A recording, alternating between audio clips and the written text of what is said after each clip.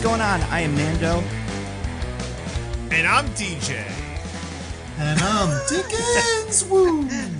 And this is mostly Nitpicking, a podcast where every week we pick apart a piece of pop culture by looking exclusively at the details. Woohoo! What? I'm gonna take a wild guess at what happened. As I said it, we transitioned into it so quickly that DJ forgot what movie we were doing as I was saying the introduction, and then didn't have time to think of a guy. Good guess, Nando, but the problem was I couldn't figure out a thing to do that was distinctive enough without being like, I don't know, bad, but not bad like quality bad. Bad like I'm gonna have a talking to bad. You know what I mean?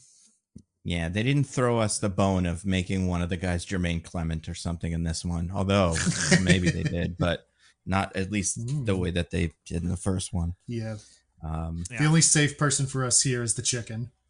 I was going to say, the chicken. Or I guess I could have I don't have a coconut on me, but I could have banged on a coconut like that. That would be fine. Those guys, yeah, they were a lot of them. I don't think they had a race besides coconut, so I think it's okay. Yeah, I don't know. Kakamora. Thank you very much. Kakamora. Okay. Yeah. Is that a thing from mythology, or did they invent that for these movies? That's a great question, Nando. Yeah. I've never heard of him before, but also I'd never heard of some of these, Bat Lady before either. So yeah, it's true. Oh, I just want to put on the record, I have never done Kakamora face, so I just want to throw that out there. Never done Kakamora face. If you say so. Yeah. Although a little surprised I haven't by now. Are you Googling the Kakamoras right now?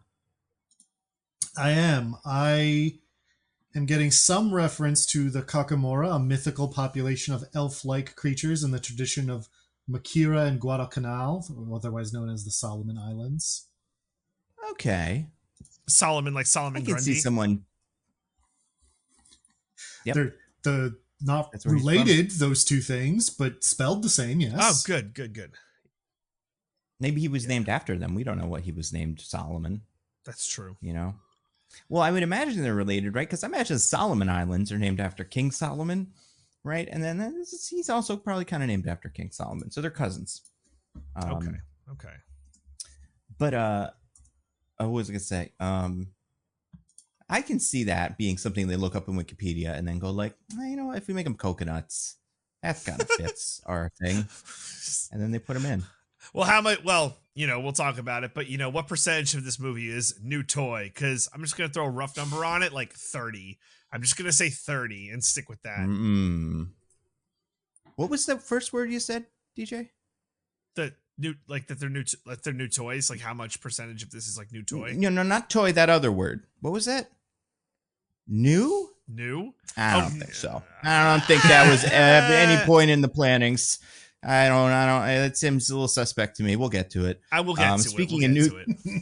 Speaking of new things, we got new trailers to talk about, you guys. Not even for Craven, even though they're putting out lots of Craven, trying to make it into memes and stuff. It's gonna be great. Merry Craven so good, but hell yeah, Merry Craven miss. Yep, I think Craven's gonna try to team up with Gladiator or something to be. I don't even know what comes out next week besides Craven. Obviously, there's another thing. A Lord of the Rings movie that people don't really think is that great. Excuse you. That's going to be the hit of the winter. How dare you? I know. I kind War of of the Rohirrim. War of the Rum. War of the Rohirrim?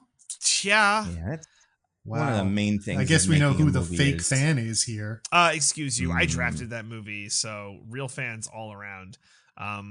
I guess there isn't much besides Craven. Mufasa in a week after that. How could we forget Mufasa? Disney's other banger hit. Mufasa and Sonic are in the little tie-up thing, right? That's like Sonic. Yeah, they come out the same weekend, I believe. Yeah. But anyway, besides Craven, you guys, there are two movies, and one of them is kind of related to Craven in that it is also about like a woman who is one with nature and can control the animals to some extent. I don't control, but whatever she does, whatever Snow White does. The other one's also an animal guy, although the animals are bad in that one. Let's talk about the bad one first. Well, I don't know what that means. Let's talk about Minecraft first. Okay. Because I've already forgot about this trailer, and I just watched it, and I'm going to forget about it if I have to think about it for more than another 10 minutes. So yeah, that's fair. They put another trailer for that Minecraft movie, you guys. Comes out in April. we're gonna get one of these every month until the movie comes out, because I feel like the last one came out pretty recently. But well, what I love about this trailer, Nando, is at the start of it, they're like, all right, we're going to do that again, tacitly acknowledging that everyone hated the first one. So like, we're going to try to do it good this time, guys. Come on. Mm-hmm. Mission failed on that one. From this viewer's opinion, mission fail. I don't think they did it at all. You know what? I somehow feel worse. You didn't love that they referenced the classic meme, "The children yearn for the mines"? Is that a meme? Yeah, I wasn't aware of that either. I didn't. Yeah, it's know a that meme about how I don't know exactly how it started, but essentially the idea is that we should allow child labor again because Minecraft proves that children yearn for the mines. Oh, I guess so. Okay. Wow. Maybe this movie's just going over my head then. Maybe it's good. I don't even know. Same. And this is going to be a theme, but I think the real people mixed with animated stuff, possibly to include people, is just it feels a bit off. And I think this movie is supposed to have a Jumanji-ish quality to it, given the cast and themes. But at least Jumanji respected us enough to make it all people. It was people all the way down. And this one, it's not people all the way down. So no. I'm not happy. It's 5 people. Does Jack Black, does Dwayne 4 other people, and then a bunch of other stuff. Count as a people? I think he's a people. Do you not? He's a people in my heart. He has a lot of money. Some would say he's Entertainment Person of the Year. I should say some people would say that this was his entire year, and I would say Entertainment Man of the Year. To be fair, men was the evaluation. So there's Entertainment. So there could be women who did better. Yes, right. Yes. But certain publications, which this isn't for a few podcasts. I know I'm jumping the gun, but it's just when you got to flex and be right. And Nando knows what I'm talking about. It's hard not to just flex them muscles and eat them W's. Nom nom nom nom. Speaking of eating, they eat chickens in the Minecraft trailer. Wow. What I don't know. What do you guys all right, Minecraft. So they've done a really brave thing of making sure none of the characters have anything to do or it's all just like, look at the Minecraft stuff. But we do get one thing that I thought was kind of interesting that I wanted to touch on, which is that Jason Momoa's character is some sort of over the hill video game legend or something. Yes. What is going on with that? I couldn't quite tell. He mumbles what was supposed to be. I think that's right. Yes. So the line is something to the effect. Somebody says "Who are you?" And he's like, "I'm the Garbage Man Matic, 86 Gamer of the Year" or something. And then that's his. Yeah, and I think the idea is when he was a child, he was this amazing video game person. Right. I think that's what they're going for. I see. So. I thought it was like he was a football star or something. Because I looked at Jason Momoa and was like, well, that makes sense. But right. And your confusion is warranted. But yeah, I think what Nando said is right, that he's some kind of child star now washed. That's why he dresses like a man child, I assume. No, DJ, he does not dress like a man child. Children don't dress the way that he does in that movie. He dresses like a deranged homeless man who can only get his clothing at a Goodwill next to a roller disco rink. Yeah, he looks like a man dressed by his very young daughter or something. She got to pick out all the clothes, all the sizes of the clothes, and he had no veto power whatsoever. But Nando, sometimes there's a charm in that. Sometimes there's a bit of whimsy to those proceedings, whereas this is just sad. Maybe he'll have whimsy. I didn't read a whole lot of whimsy in the trailer, but maybe we'll get some whimsy. Maybe we will get some whimsy. But yeah, that was in it. That happened in the trailer. I imagine this is going to be like a Pixel situation. I'm guessing those people that got pulled into the Minecraft verse are some sort of 4 greatest gamers that ever lived or something like that. Because they don't seem to know each other. They have to introduce each other to the group as Minecrafties. So it's got to be something like that. And Steve summons them for some sort of fucking, kill all the pigs or whatever. Like Diggins, am I right? But yeah, that. Mm-hmm. And but Nando, I thought you were saying that it's like Pixels and that the movie's going to end with somebody having sex with Qbert. I watched Pixels the other day. So here's what happened. Hannah and I are in a hotel. We got a little bit of time to kill. I'm looking through the computer, or like the little guide on the TV, and Pixels shows up. And I said, oh man, it's the end of Pixels, which means we get to watch the part where the boy has sex with Qbert. And she says, what does that mean? And I said, don't worry, Qbert's a hot lady at the time, but they will have Qbert babies later. And then we started watching it, and the part of it that she got more upset with, the way I described it, was that Josh Gad was the boy, which fair, but in that group, I described him as the boy because the other ones were adult men, and he was the childish one amongst the click, or what do they call it? Not click, pixel raiders or whatever, busters, yeah. So I watched maybe 10 seconds of Pixels before we gave up. So still not very good. Still don't think they nailed it. It's amazing we haven't done that movie. Feels like right up our wheelhouse. Right? Someday someone will force us to. Yeah. I mean, I feel like it's a dead lead, like it's a perfect lead into Minecraft, because it's also, it probably is, shitty real world pixel animation. Or what if it was this, like just the idea of it's the same.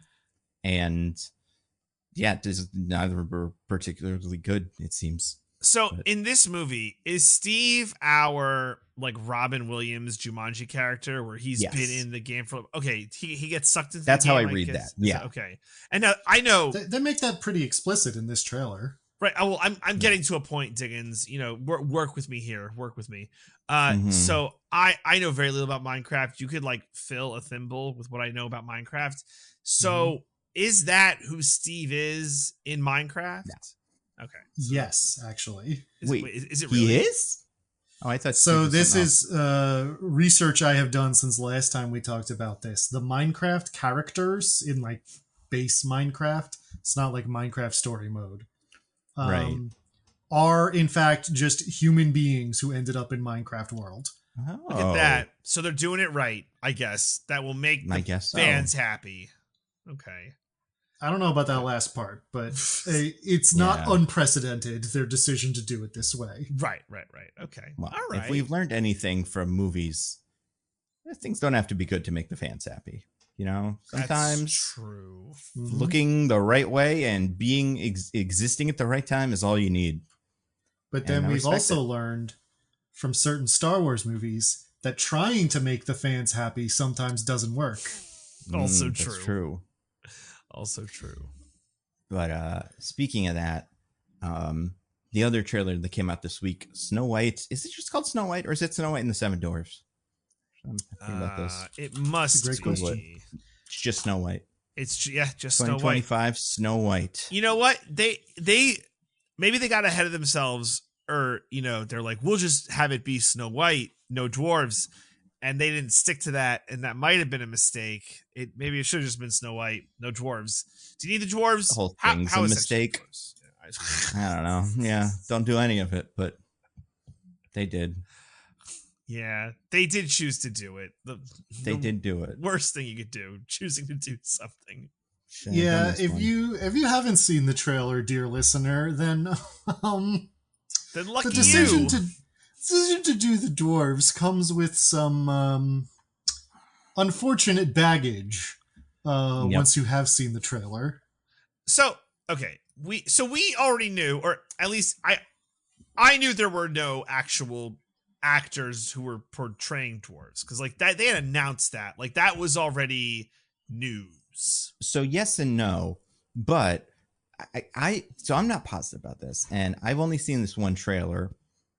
I was under the impression, and this is something that the internet loves to talk about, so this could just be rumors that got out of control, there was some sort of alternate version of this where they weren't dwarves at all, where they were just 7 weirdos in the forest, but they were like just kind of Frodo Bagginsy type, sure, just like nature-y guys, even though he's a halfling, so that's a bad example. But druids, you know what I mean? Bunch of druids just hanging out. Sure.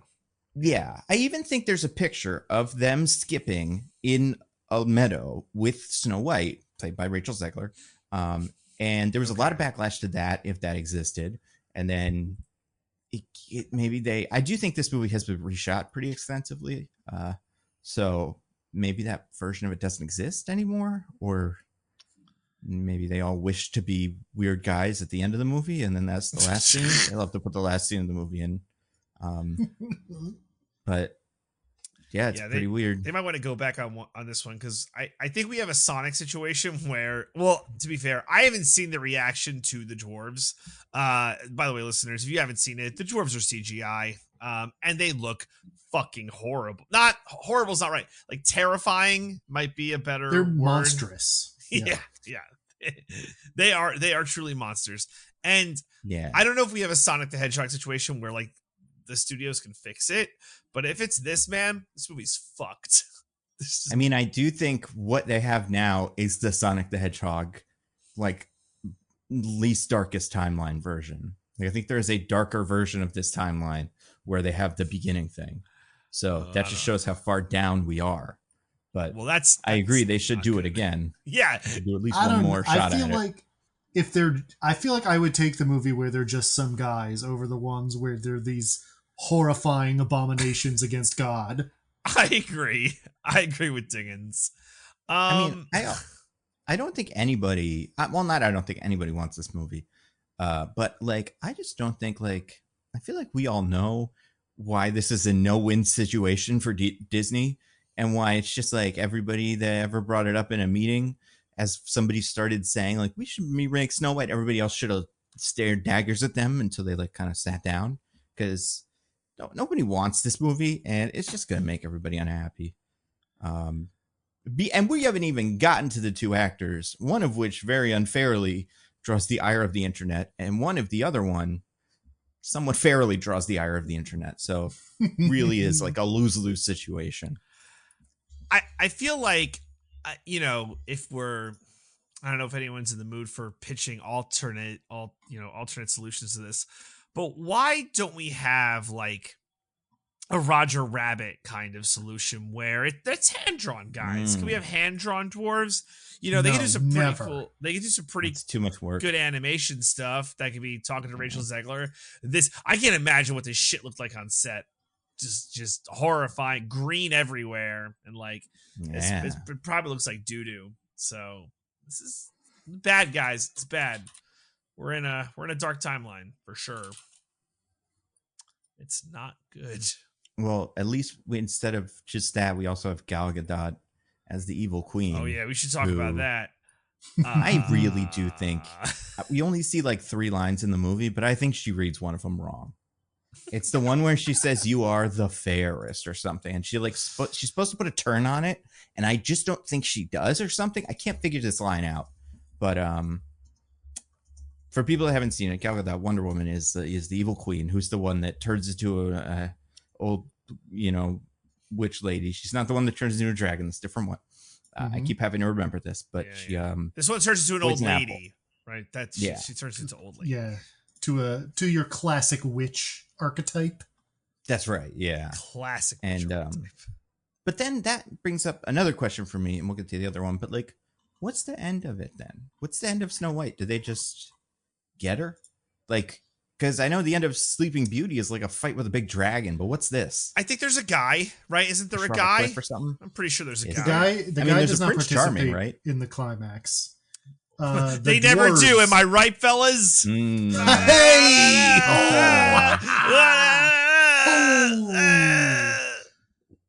Very good. No, the dwarves like throw a boulder or like knock a boulder down towards the witch and like knock her away or something. She lives, but she can't turn back into her regular self, and so she's an ugly witch for the rest of her life. And then how does she get better? Yeah, so she's like dead or in a coma or whatever, and they put her in a glass coffin, and then Prince Charming shows up and kisses her, and she's alive again. So there is a guy. There is a guy. I said he doesn't participate in the climax. Oh, sure. Nando was talking about like when they fight the dragon with Sleeping Beauty. Like, he doesn't do that. Right. The dwarves do. Right. They got to put some extra stuff where she turns into a dragon or something. It's a pretty boring end to a movie as they all push a boulder at her. To be fair, This is it's very wish energy. It's just like it's the end of the movie and we're gonna have a little showdown. Push the boulder, and then it just kind of ends. But it does seem like from the trailer, this movie does have like a showdown where Snow White leads a revolution against the guys. You know, it won't. You've seen this, right? Yeah, it won't end the same. Where Rachel Zegler's just waiting for a dude to kiss her. You know, and like that's fine. These all should be reimagined because they're basically 100 years old at this point. But like, I don't know.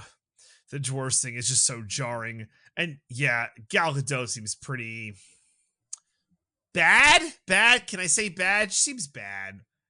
I mean, if Disney wants to make a version of Snow White where Snow White leads a popular revolution against the monarchy, institutes a democratic regime, and also holds a war crimes tribunal to hold the queen accountable for her many atrocities against the people, I'd be all for that.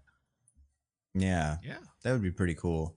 If it's just mostly tribunal. Yeah, I don't. It's like all the stuff in the trailer is just like a narration that's about 5 minutes long on the movie. If you're like, the story, witch, and then apple, and then bed, and lots of guys, and then hi-ho, they push a big rock on her. But then we had to do justice, truth, and reconciliation in whatever language or like village this is.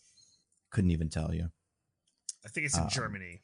It is in Germany, yes. Yeah. Diggins, I hate to burst your bubble, but we're not getting any of that shit. Not getting any of it. Disgusting. Sorry. Wow. Well, you know what we're actually not getting, because this is news I should have said, because I don't think we talked about this yet. I don't remember, actually. Maybe we did. Wait, no, I don't think we did. What was the news I cut in last week with that was like breaking amazing news? Oh, it's the Gladiator thing. Yeah. Best movie ever.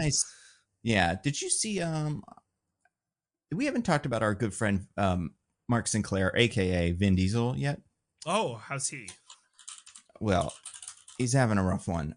He had a post on Thanksgiving. This was shared on Thanksgiving, so a couple days ago. Many of you probably already seen it. I will read it. It's a picture of himself, and this is from his Instagram. His picture from a scene from Fast 5. I think it's the middle bit where Hobbs and Toretto fight, and they're like throwing shit at each other, and like he almost kills him with a wrench.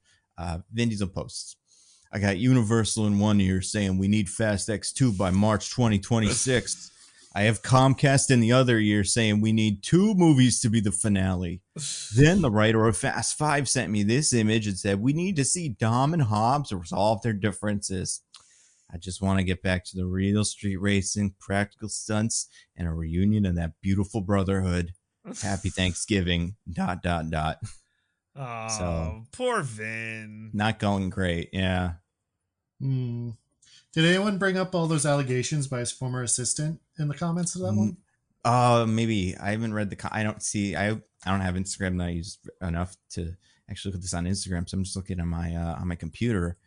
But maybe that's what the ... is supposed to stand for. It's like yeah. Also, and also I with all that other stuff. And also I deny all those allegations by my former assistant. Mm-hmm. Also, that video of me touching the interviewer and telling her she's the most beautiful woman in the world. That's deep fake for 20 years ago or something. Like you've seen this video, right? Much like everyone's hero, Caesar Catalina, I have been deep faked to frame me for crimes. That's right. That's oh my God, Caesar Catalina. That movie came out this year. Right? Oh man. What a gem. I put a link in the chat. This is the interview where Vin Diesel just could not stop telling the reporter how beautiful she was. It's really weird. It's from the days of Fast X. So like, or not Fast X, Triple X. So it's like quite young compared to now. Not like as an excuse, but just like that's why it looks shitty. He's just in love with this woman. It's very sad. Look at her. She's so beautiful. She's so beautiful. Woman ever. I've seen a woman like that. Guys, the woman's the most beautiful I've ever seen. How am I supposed to do interviews so beautiful? Yes. When did this turn into beautiful world, guys? That's the best line. Oh, this poor lady. Yeah, what a nightmare for her. Ooh. right? And she's Oh, wait, trapped. I'm wrong.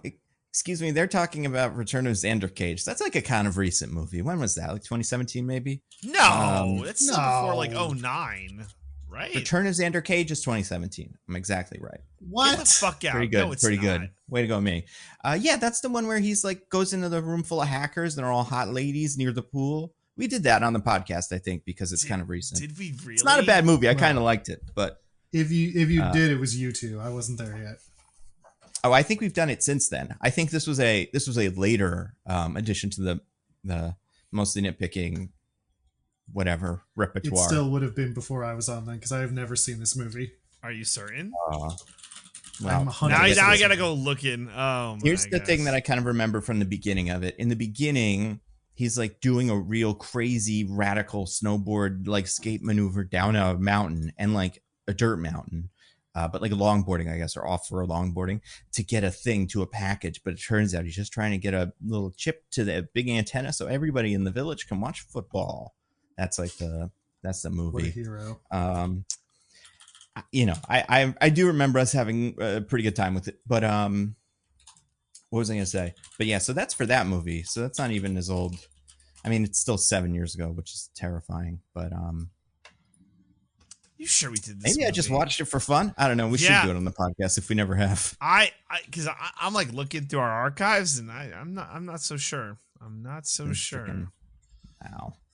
Maybe Xander's hacker babes. They've stricken it from the record because we also probably talked about this interview then too. Our fans who are much more diligent about this are probably gonna like find it and be like, it was here, and be like, oh, that's right. Yeah, I'm so certain I've never seen this movie that if it turns out that I have watched it, I'm gonna feel like I have dementia. Wow. That's the thing.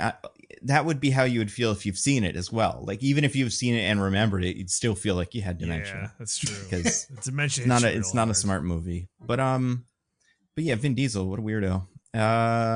Also, maybe not play as much D&D as he likes to suggest. No. According to Joe Manganiello. That's all I've heard. Oh, I was gonna ask.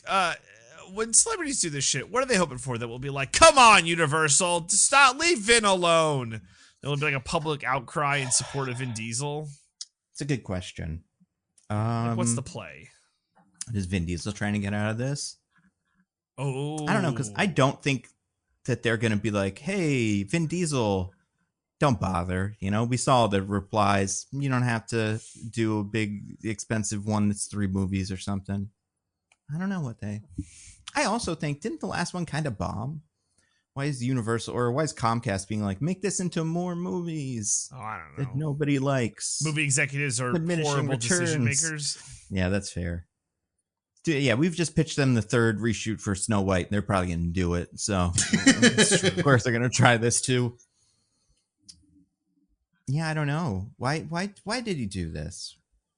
He's trying to... a lifetime of being insulated from the consequences of his actions.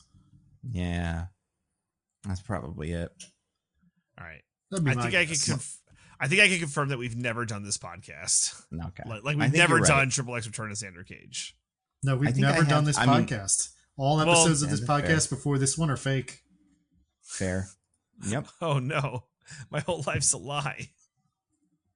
Yep. Yeah, all of our lives are a lie, DJ. Get used to it. Exactly. Right? Except for like the one guy who's the guy who we don't know who that is, but there's one person kind of like in Spy Kids 3D who's just the guy. The guy. Yeah, and he's the guy and he's having a real life and all the rest of us are just, and it's not, what's his name? It wasn't Ryan, or not Ryan. What's the guy? Glenn Powell in that movie. It was Elijah Wood in Spy Kids 3D. Remember that? Yeah. That movie was pretty cool. It was Elijah Wood. Yes. Yeah. But you know what? Speaking of movies with wood, there's a lot of wood in this movie.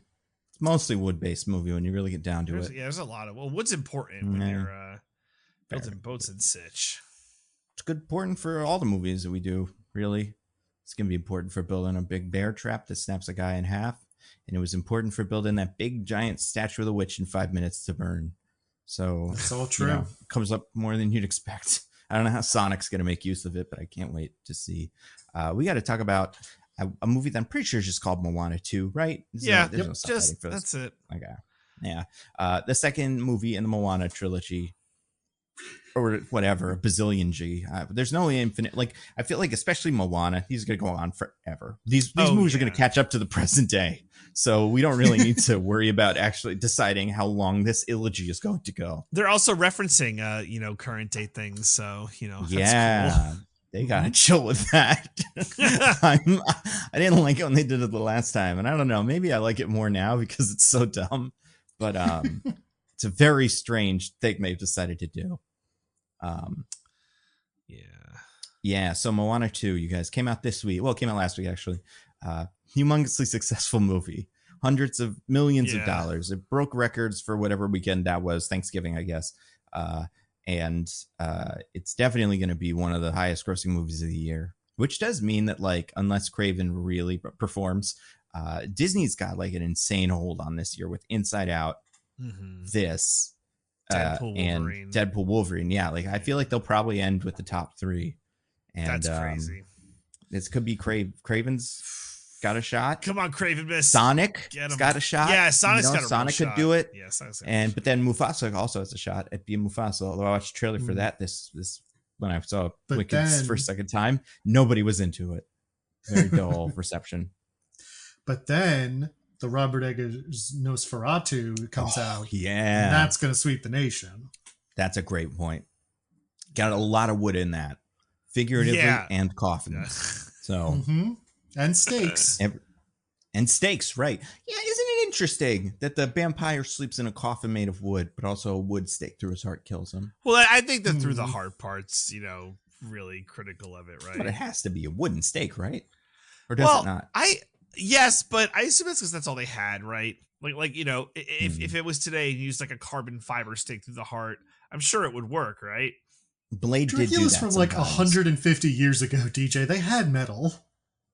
Well, what was it? Holy wood? Is that why? Yeah, I would say it had probably something to do with the cross, right? And like holy water, and that being a kind of carpentry Jesus full circle thing. That would be my guess. Can't you hold up a cross to Dracula and he like can't get near you or whatever? Yep. Is that a thing? And then you take it, and then you sharpen one end and stab him with it. That's how you get him. You get an ultimate Dracula killing weapon. In fact, sharpen all ends. You never know what's going to be closer to Dracula. Or you do what Blade does and just get cross-type shurikens and just use those. Very cool. Throwing them. I bet those through the heart would kill Dracula, right? I don't know. I mean, only a werewolf can kill Dracula in those movies, so all the rest of the stuff about Dracula is bullshit. Oh, wait, no, that's Van Helsing. Sorry. How did they kill? I don't think they kill. No, they killed Dracula in the third Blade movie. I can't remember how. But I'm going to assume Dracula from that movie is the same one from Van Helsing. And like that Van Helsing exists in the Bladeverse. Wouldn't that have been a fun crossover for Blade to be like, I remember you from being Van Helsing? Wolverine be like, no, I'm a different guy. Would Van could still bring it up in Deadpool and Wolverine too. They could. Well, yeah. I think they're not going to do that the other day, in fact. That was other news we haven't talked about. But Chris Evans is going to be in whatever Avengers Secret Wars. And Ryan Reynolds is like, we're probably not going to make another Deadpool. He's just going to show up in other stuff. Oh, like, it'll be like, hey, it's Deadpool. Yeah, he's going to be like, oh, you guys kind of bored of this Captain America movie? Woo, look who it is. They're gonna. We didn't want to reshoot this part, so Deadpool's just going to tell you what was going to be in. Ooh, this is fun. They're gonna retcon, like they're gonna retcon Mahershala Ali's like disembodied voice from the end of Eternals. That's gonna be Wesley Snipes now that he's cool again and he's allowed to be in movies. Oh, is Wesley Snipes cool again? I don't know if it's cool again. Yeah. I thought you were gonna say it's gonna be Deadpool, and they're just gonna change all that line to be like, quick. Touch this sword if you never want to show up in the MCU again, and then we can edit that right into the regular Eternals, and it'll never be. That's six for notice. Kit Harington, man, he had a real shot, and Harry Styles he did have a real shot. I still got hope for him.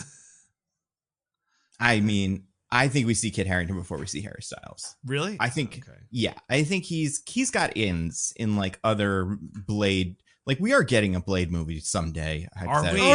I don't think so. Don't know. He's going to be in Marvel What If or whatever. Marvel Vampires. No, what is it? Marvel Zombies. Okay. Blade Mahershala is going to be in that. As Moon Knight. That's like a thing. Okay. That's the kind of thing that would have made sense if we got 2, maybe 3 Blade movies by now, but instead we have 0, so it's going to be pretty confusing. But they can't keep getting away with this. They can. And well, I mean, maybe they can't. Well, no, like we said, they got all the money this year. They made all the movies that made all the money. Right. They can keep Agatha All Along's going to win all the awards, as we all know. So between that and potentially this, I don't know, maybe this will win awards. Moana 2. We're gonna talk about it. Yeah, we'll see. Maybe we'll be able to break down its award potential, because we're experts at that kind of thing. Diggins is usually pretty good at picking those, and I'm pretty good at all the other stuff with this vulture thing.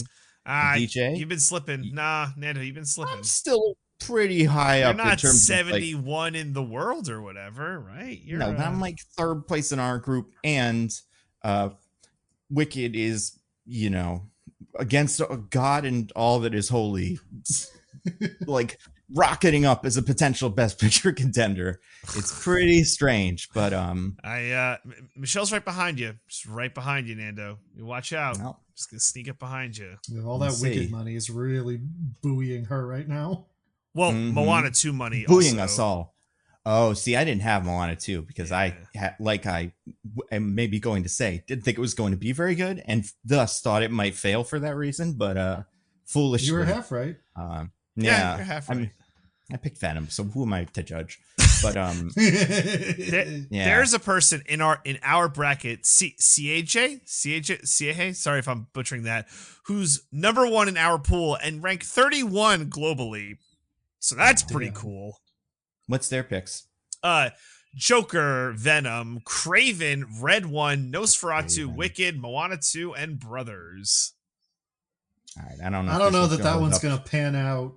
Yeah. Like in the end. Listen, if Craven knocks it out of the park, that's true. Real shot.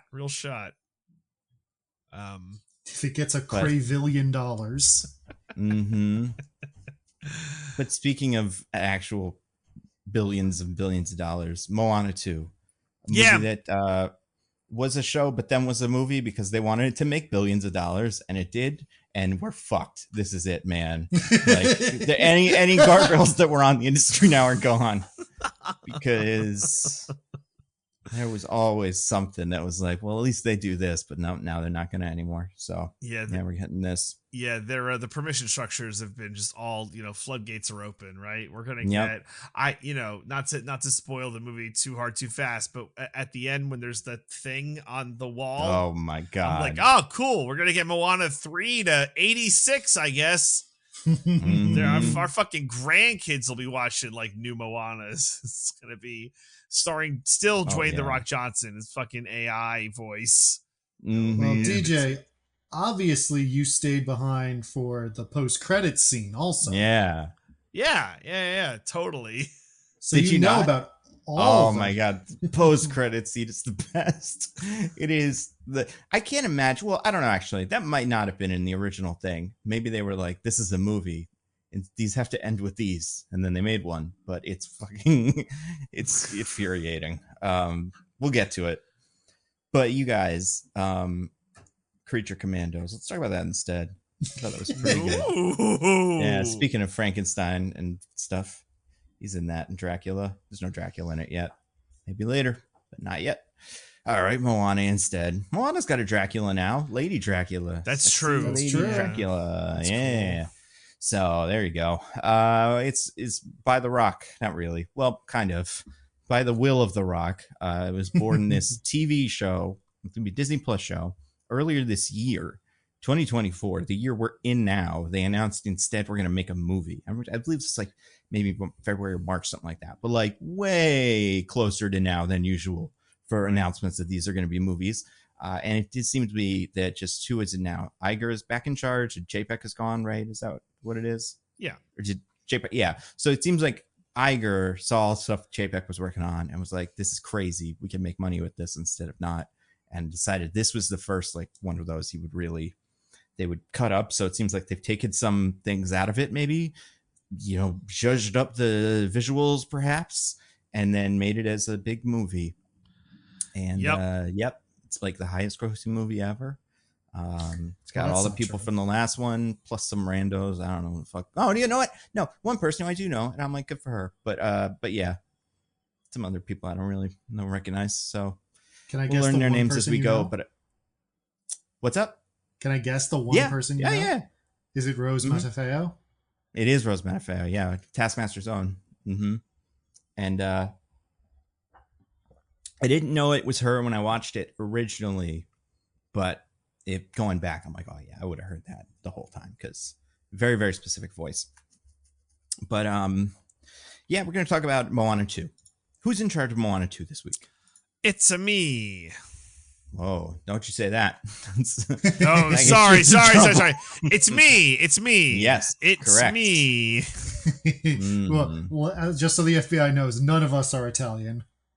None of us. Not even a little bit. In fact, FBI, I've made so many jokes about Italians on this podcast. If I were Italian, I think we all have. Something would have like attacked me from the inside. I wouldn't be able to continue to exist. When it came up, how dare you? Yeah, little garlic knot crawled out of me like it's a face hugger and just eating my whole body. But yeah, DJ, so you're in charge of Moana 2. I am in charge of Moana 2. Okay, so yes, it's the IMDb Bees and Summary, where my two esteemed co-hosts here have to guess the summary as put on IMDb.com. What did I say wrong? I didn't know B stood for summary. Yeah, you said B is in summary. Oh God, I liked it because it's like it doesn't, it's just whatever. It's like Moana. That's what it is now. IMDb B is in summary. Yeah. Summer B.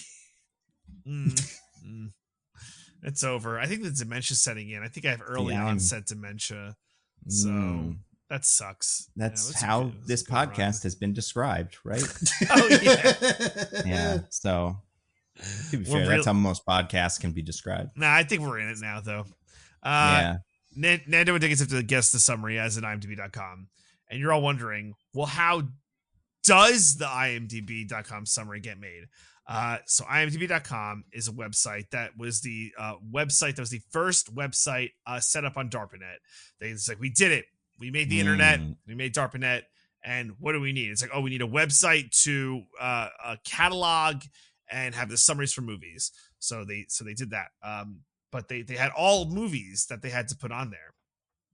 So what they did they had military kidnappings of American citizens. It's a huge scandal that they never talk about in your history books, but they captured American citizens and they sat them down and they made them watch a movie, and then they had to write down the summary. And if it was a good summary, you were let back with your family. But if it was a bad summary, you had to keep writing summaries so you didn't get a good one. So the pressure was really on to write a good summary.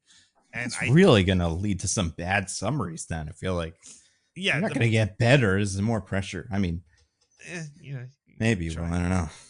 But that's how they did it, Nando. And the government's never been wrong. So, that's true. I think they did a good job here.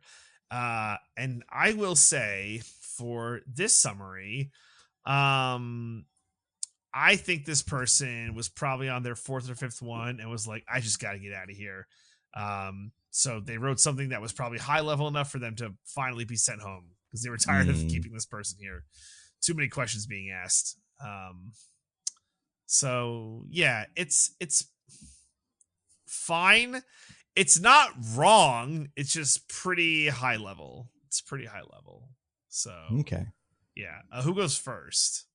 Probably me, right? Or I'm in charge of who goes first because I keep losing. So you have to pick, yes. And I think in the spirit of the guy who did the summary, I'm going to go first and just try to knock one out. Just no thought.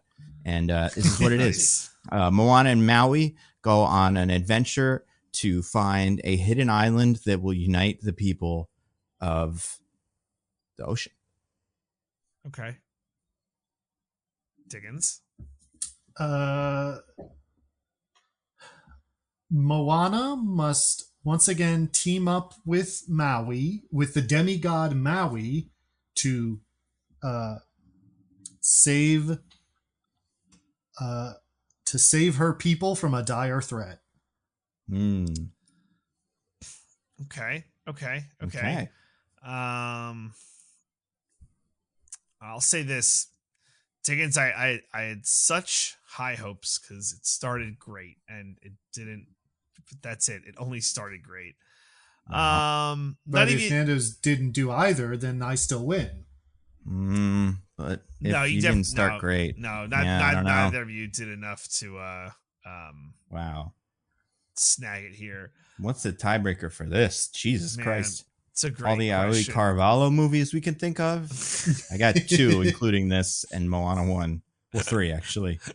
But it's after that we're in a lot of trouble. Man, yeah, this is like really hard. Because there's not a lot of trivia. You guys want to guess what number full-length feature film this is for Walt Disney Animation Studios? Let's open the bidding there. Sure. You want to give us any sort of, what are we talking about? I don't know. You know what? I'll let Diggins go first and I'll just base it on that. What do you think, Diggins? So, sorry, say exactly what the parameters are. Walt Disney Animation Studios blank full-length feature. And blank is like a number. 37th. Okay. Nando? I feel like it's more than that. Because we just did the 100th anniversary, right? That was what Wish was. And I think they get them out on a frequency higher than one every other year. So I'm going to say 50. And I even think that's low, but it's a safer number than I think I'd want to go with otherwise. All right, I'm going to just hold that in my back pocket. Okay, question number 2. This is just... Oh. Yeah, no, we got to build, Nando. We can't just, We got to build. We can't just, everybody be ready and then go and then be done, There has to be an arc to what we're doing. Otherwise, it feels meaningless, We have to get more guesses of who played Santa Claus. Oh, man, yeah. That was a good game. Has The Rock game. ever played Santa Claus? All right. Okay. All right. Now, we're going to talk about trailers. Okay. So for the first trailer for Disney movies that had views in the first 24 hours, Moana 2 had 178 million online views in the first 24 hours for the Moana 2 trailer. Moana 2. The first trailer for Moana 2. 178 million online views first 24 hours. DJ, can you say Moana 2 8 more times? Moana 2, 178 million online views in 24 hours. Wow. Moana 2. Only one other Disney movie got more online views in 24 hours. 225 million views. What movie was it?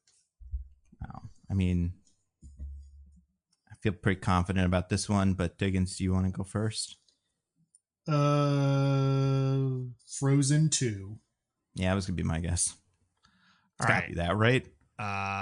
You're both wrong. So I'll give you guys this got less. Frozen 2 got more than, or this got more than Frozen 2? Yes, this had more first trailer views than Frozen 2. The Rock woke up early that day and hit refresh. It's like no one ever hit refresh.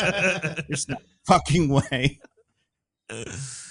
I can't even kind of remember the trailer for this movie. I can very, and even though Frozen 2 also kind of stinks, I can very vividly remember the Frozen 2 trailer because of how everywhere it was.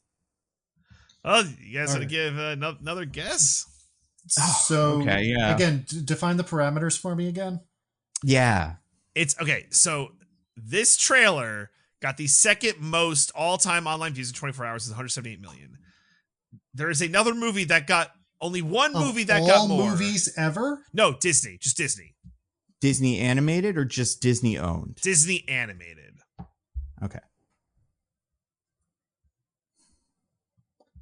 Now, Disney animated in like the ones that are counted in the number that like that. What do you mean? Yeah. Like this Pixar count? Yeah, that's basically what I'm saying. I mean, it's not a Pixar movie, so it's not a Pixar movie. Ralph Breaks the Internet. Nope. That would be very apt. I'm gonna say, gosh,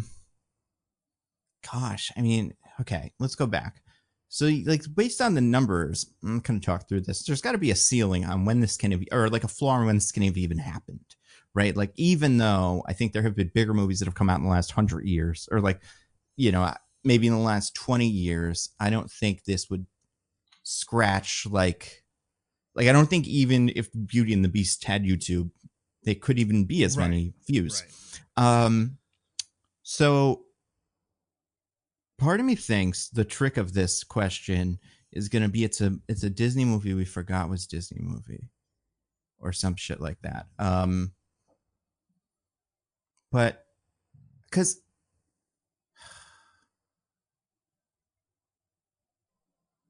I know which ones are like really popular, but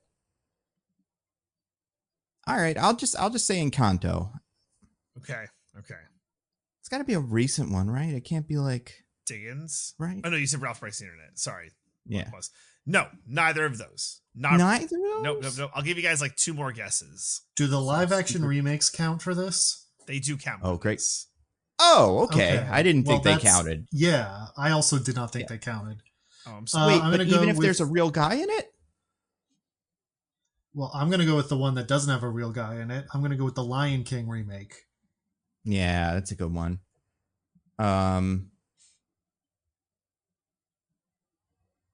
Is there even a different one? It's a Snow White remake. What's are there any other live action remakes they did that are all? You know, I mean, those all fucking stink. They keep making them. We've done so many of those on the podcast. We've seen all of them. No, we never did Little Mermaid. That's true. We never did Little Mermaid. But like Also, Little Mermaid wouldn't count for this, right, DJ? Because it's a person in it. Yeah. It is an animated movie. Yes. Okay. I mean, I said an animated movie, regardless of what they say. No, yeah, yours was correct.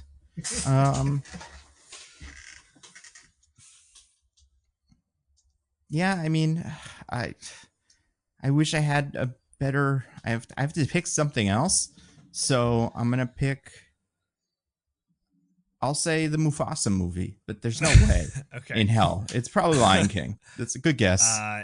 Diggins, it is Lion King 2019. I'm assuming because Beyonce's in it. That's probably why. DJ, that was my number one thought as soon as you said this, but then I was like, oh, but it's the animated one, so it can't be that. Right, yeah. Right. Okay, well, it is tied because I know I didn't reveal it, but Nando, you were correct with 50. You were closer. It's actually 63. Moana 2 is the 63rd. Damn. Yeah, right? There's a lot of them. Damn. All right, this is it. They were final countdown. Okay, now this question is going to be a little crazy. And 80 Santa, let's go. A lot of people are going to want to punch me in the face, but it's fine. Okay, so, and I should say, if you ask me to tell you a line from this movie, just skip me and we could be done. I don't know any of them. Big spoiler for Moana 2. We don't normally do this, but it's a big spoiler for Moana 2. So probably jump ahead 30 minutes if you want to get to whatever the next part is. So I'm shooting the cans off now. Big spoiler for Moana 2. Okay, let's go now. So Moana 2 is Disney princess, not a princess, whatever. She's like in that kind of like weird thing where she is a Disney princess. Doesn't matter. Now, it's been a minute. Nando made a gesture to imply that he loves that there are meta jokes about that in this movie. I just remembered that one. Yeah, that was fun. Michelle unironically liked that joke. She's like, I like that joke. I'm like, that's just for the good for her. Yeah, good for her, right. Yeah. So Moana in this movie is medically dead, and that doesn't always happen to our Disney princesses. There are 4 Disney princesses, and again, it's in that kind of amorphous list, not list, who in their movie become medically dead. I just want to see how many you guys could give me before we get to a part of time that it is unacceptable. But I want to, So I went medically dead or like close to medically dead, right? You know, I think, you know, we'll figure this out as we go along. There's 4. So okay. I guess who starts? Is it Nando? Does Nando start? I'll go first. Okay. Sure. I'm going to say Princess Aurora from Sleeping Beauty. So she's just asleep. She's not like. I was gonna say. Don't we pass the time that she can have been dead? Like if we pass this time, she is dead, and then we pass sleep. The fairy at the beginning of the movie specifically says, I am changing this curse so she does not die. She enters a magical sleep until this thing happens. Accurate. That is accurate. I don't know. Thank you, Diggins. All right.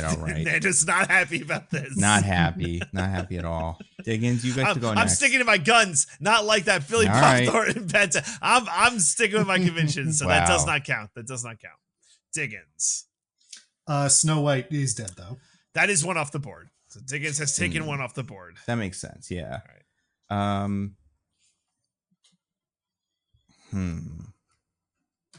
Oh, I mean, well, if we're counting her, Meg totally dies. She goes to the underworld. You can't get much more medically dead than that. Fuck. If we're not counting her as a princess? Yeah, is she in the Disney princess list? I mean, like, probably not. But is Moana? And if not, why? Because of racism? Yeah. Wait, no. Reverse racism? Wait, no. Where's Meg even from? We don't know. Could be anywhere. Google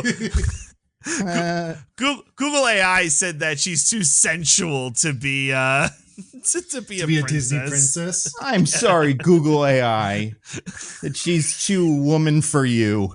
Okay, get too many curves. Also, Google AI. I don't know what game you're playing with these princesses, but I'm gonna give. I don't know.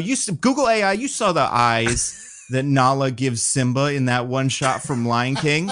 Trying to say, I mean, maybe I don't know if Nala even would count as a princess either because of how fucked up the inbreeding would be. But I mean, that would fit right in most of these guys. I think the biggest problem here is she's not even like princess adjacent, Nando. Like Moana. No, she marries Hercules. Hercules like, is a prince, dude. He's the king's son. Okay, I'm gonna do that stupid Wicked thing where the guy yells about Wicked, but like, I don't know what status Hercules has at the end of that movie, but in the beginning of the movie, the king of the gods' son, who is not even an illegitimate bullshit king kid like usual, who then abdicates his godliness but continues to exist and then marries Meg. So I don't know. What does she have to do to be a princess? She even has like a dress and stuff. Like all she needs is a little hat. I will say, little crown hat. There is an official Disney princess line where the Disney Corporation has decided who counts as a princess and who doesn't. But it's weird because Moana is in this kind of like nebulous zone, right? Like I don't think she's on like the thing. I think she is on that list. Is she? Really? I bet she is. Mulan's on that list, DJ. It's not based on anything. Yeah, and I'm pretty sure when they make that live action Hercules movie, somebody's going to get retroactively added to the list for, money purposes. Oh, it's like princess.disney.com. We're learning all the time here. I'm willing to bet. I mean, I'm pretty sure Meg isn't on that list, but she's definitely. I mean, you can fight the internet on your own peril. You're gonna say she doesn't count because she's too sensual. Yeah, DJ listens to AI over people. Now, we learned that last week.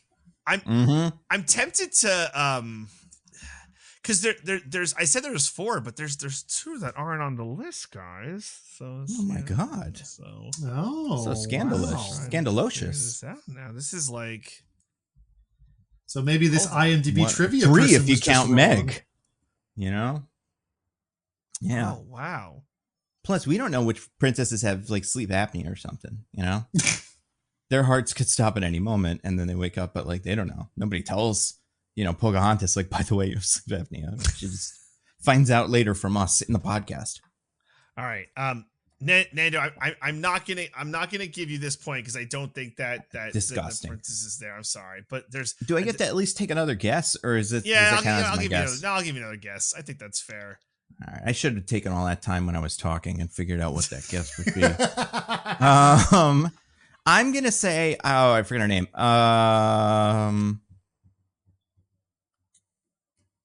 fuck is her name? Rapunzel. I'm gonna say she dies. Their hair turns colors. Isn't that part of it? She cuts her hair off to. Yeah, dies. No. What? Flynn is the one. She goes dying. from blonde to brunette. Oh, her life is over. She's not a person anymore. Yeah, she doesn't count. You know, that's what I'm saying. I see what you're saying. I'm saying. Okay. I remember what happened in Rapunzel or whatever that movie's called, Tangled. All right. Yeah, no, I don't know.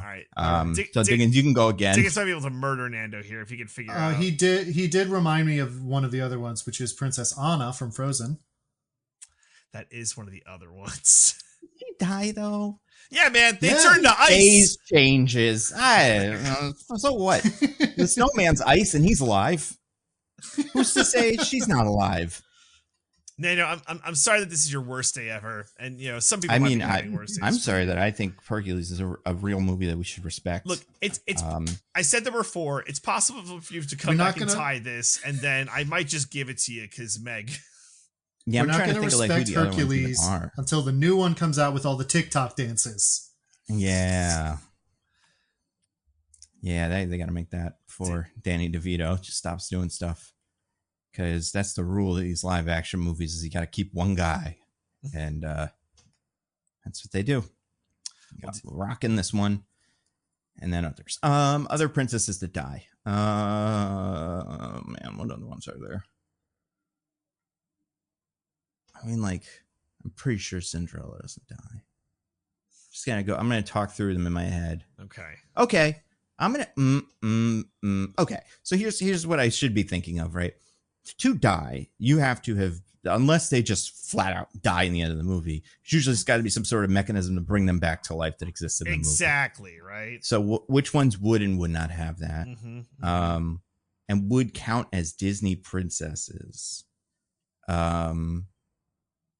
Like part of me wants to say like Nightmare Before Christmas because she's dead the whole time, but I don't think that would count as Disney princesses. Princess Anna.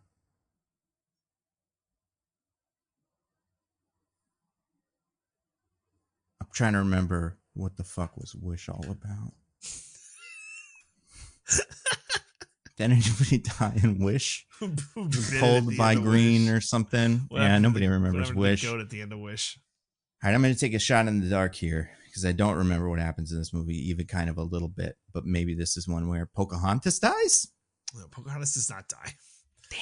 The Colors of the Wind, nothing. No, these the white men do not just chop off her head at the end of the movie, and then they gotta. Bring her back. Someone would have to put it back because she's in the second one. But yeah, the willow tree or whatever, the little squirrel. They should have took that blanket. Diggins, you want to try and put it away? We have exited the point where I know answers, so these are going to be guesses from now on. All right. Well, I'll probably give you each. Well, I'm just thinking back. I want to say them out loud because I don't want Nando to know. Exactly. That's what I didn't do either. But yeah, I have quite a few other ones I was waffling on. I don't believe she dies in that one. I don't believe she ever dies. I don't think this one is right, but it is one of the ones with the most obvious mechanism by which someone could, like, just barely not die or come back to life. Jasmine? I was thinking about that. No. I didn't think so. She's just in the hourglass. Yeah, and I guess you can't bring people back from the dead. That's Wish rule number 1. That is Wish rule number 1. I'm like so sure Mulan doesn't die in Mulan. All right, well, I'm going to give you each 2 more guesses because there's only so many Disney princesses. So I'm going to give you each 2 more guesses starting with Nando. Oh, right. Nando went first this time. Yep. Okay. Princesses. Okay. Princess. I only did that because you already used it. Right. Man.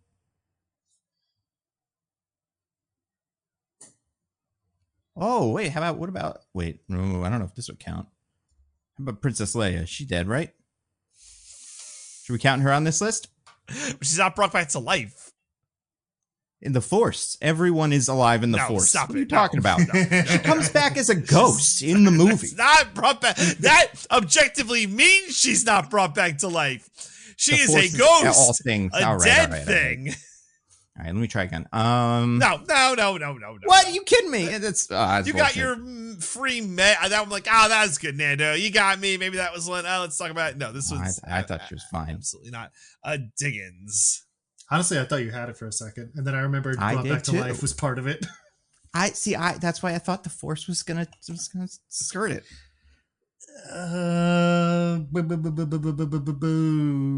There are so many princesses in the world, you know? Some might say too many. Some people think that there's been too many princesses and we need to have a great culling. That's true. Princesses. And you know what? She does get hurt and is attended to by a doctor, so maybe this person counted it. Whoever this IMDb trivia person is, I am going to say Mulan. Mulan. Can I take another guess? Can I take a wild guess here?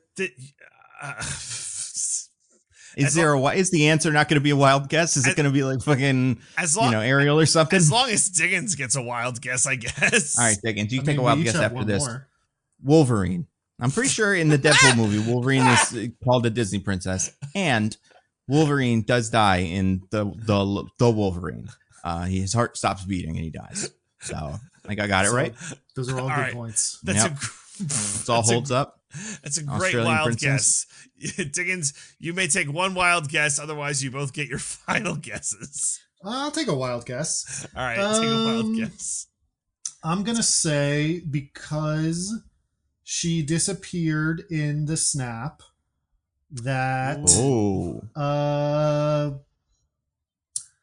the women didn't disappear. God damn it.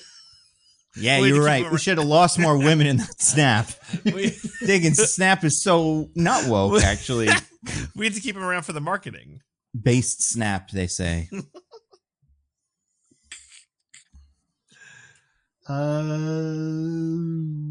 Diggins, if you don't have a wild guess, I'm going to have to move to Nando for final guesses. I'm going to go with Scarlet Witch. Okay, that is a no, but I appreciate your wild guess. I want to try one of those. Can I do Shuri? She definitely gets snapped. She doesn't. And she is yes, she does. She does. Oh yeah, she is. Sure? She is canonically off camera snapped, and she is also. I'm pretty sure everybody that gets heart shaped herb dies in the middle of heart shaped herbing. Like you flatline, go to heaven, come back, and she is a princess. So I don't know why wouldn't she be a plane? What did I say? She said heaven. Heaven. Yeah, whatever. So, DJ, is there a reason why you don't want to count Shuri and then you want to count other people? Yeah, because she's anti-vax. They're not. Yeah, that's fair. Yeah, she can't die because she has too much ivermectin in her. They're not Disney. This might have been a bad tiebreaker. Look, Diggins got two of the right ones. All right. Cartoon ones. Okay. Does Vanellope die in anything? From Wreck-It Ralph, one of those. One of those Wreck-It Ralph movies. Is that your final guess? Yeah, Vanellope's my last one. Sorry, she does not die. All right, she should. Diggins, you basically win unless you want to win more. I'll throw one more out there. Why not? Oh, I'm gonna go with. God, what other Disney princesses even are there? So you got have we said Ariel yet? There's Ariel. Haven't guessed Tiana. None of Tiana us hasn't come up yet. Merida usually doesn't count, but she's usually in these. Yeah, that's true. She does. She is.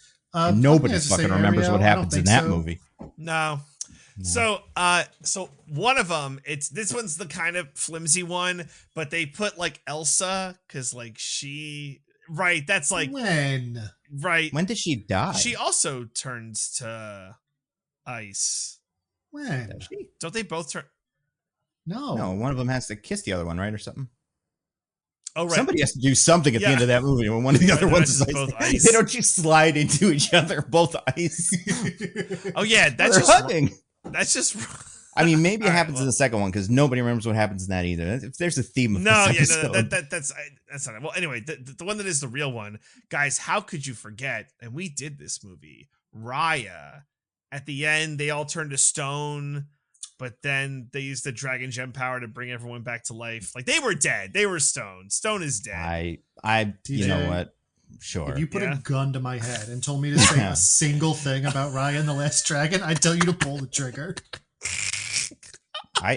First of all, the fact that they count Raya and not Meg on that list, insane. Raya is a Disney princess. She's on the website. She is but like, says who? The Disney Corporation. The Disney Corporation. Yeah, yeah, like they're in charge. Wow. I'll give you the list. This is the official list. Yeah, I want to see this of website. Disney princesses. It is Tiana, Ariel, Rapunzel, Moana, Snow White, Aurora, Jasmine, Cinderella, Mulan, Merida, Belle, Pocahontas, Raya. That's the list. Raya, fucking Raya, Jesus Christ. Wait, what about the one from Wish? Is she not in this? She's not a princess. and also that movie didn't do well. Raya, so that's why I'm thinking we got a lot more other ones on the table. Well, Raya, Raya is a princess, right? Or equivalent therein, right? Oh, you know who else should have been on this list that I was also going to think of, but I couldn't remember her name, the one from Atlantis. Because she is technically a princess. Yeah, but I don't think she dies in that one. I can't remember. Nobody knows. Yeah, I don't think she does. Either. Yeah. Ooh, apparently Tinkerbell used to count for these. Oh. She was a Disney princess and no longer is, but she wouldn't have counted. So was Esmeralda, who we can't talk about. Actually, does Esmeralda die? Yeah, Esmeralda doesn't come back to life, though. No. Right? Not in the Disney version, no. Oh. Huh. And then Jane Porter from Tarzan is the other one who's on this list as a once princess, no longer princess. She doesn't die, I don't think. That's an interesting one to take out. Yeah, well, that happened in the great Phil Collins Purge of 2007. Yeah. Oh, that makes sense. I forgot we killed him. We did, but Lily remains. Look at us, The Collins blood is strong. But yeah, Meg is on this list as an almost Disney princess. And so is Alice in Wonderland, and I said Kida. But there's some other ones here that are bullshit. Merida specifically, I feel like feels like the most bullshit, right? Like, she is a princess. Yeah, but she's not like, if she's a princess, the ones from Ants or Bug's Life are princesses. Like, all the Pixar ones should get to be princesses. I see. If one of them is. And they do that joke in the thing. They're like, oh, we don't understand her because she's from Pixar land. And it's like, they still make movies though, right? Like, what are we doing with any of them? Barbie's a princess, kind of. She's in those. You guys don't want to put Barbie on your roster? She's pretty popular these days. That's true. You might make a lot of money. Yeah. Well, no, I need to recap. Oh no, we'll help you. It's fine. Oh no, no one knows what it is in it. Secret movie. Well, while you look up a plot summary or whatever you need to help you, whatever I'm gonna end up doing. Yeah, I'm gonna read this summary. Okay. Oh yeah, right. After receiving an unexpected call from her wayfaring ancestors, and then Diggins, this is where I was hoping you would crush it, Moana must journey to the far seas of Oceania and into dangerous, long-lost waters for an adventure unlike anything she's ever faced. Wow. Yeah. I guess. Right? Yeah, I mean, that's pretty good considering Maui's not in the summary either. Yeah, no Maui. They really just like, we'll talk about Moana, Yeah. Good for her. So, yeah. So I guess we get to at least talk what we thought about it. Yeah, well. Yeah. Obviously, because I'm the winner. Everyone agrees. Completely fair. Yeah. I mean, I guess, Meg Absolutist will always quarrel with it. But I mean, it's hard to argue with the idea that she's too sensual. Yeah. That's what Google AI says. Google AI is never wrong. Especially considering Esmeralda was so sensual, she made the priest go to hell or something, right? Like, that's the song in that movie. I guess Esmeralda wasn't on the list anyway. I'm sure, listen, first of all, we got friends. We know people that can explain to us how sensual certain princesses on this list are, and I don't think that's even going to scratch the surface of where Meg would be. So, also, just so we know, Nando's official position: if a woman makes you horny, that's her fault. Yeah, you go to hell. That's on her. Apparently, if you are French, that's the only way. But that is a part of it. Well, speaking of going to hell, Moana 2, a movie I watched. Moana 2 is fine. That's mostly it. It's fine. I think it is better. We've been kind of jokingly comparing it to Frozen 2. I think it's better than Frozen 2. Frozen 2 is just a huge mess. It doesn't make any sense. I think Moana 2 is largely coherent. It's just like not that interesting. I mean, the songs are fine. They're not particularly memorable or great.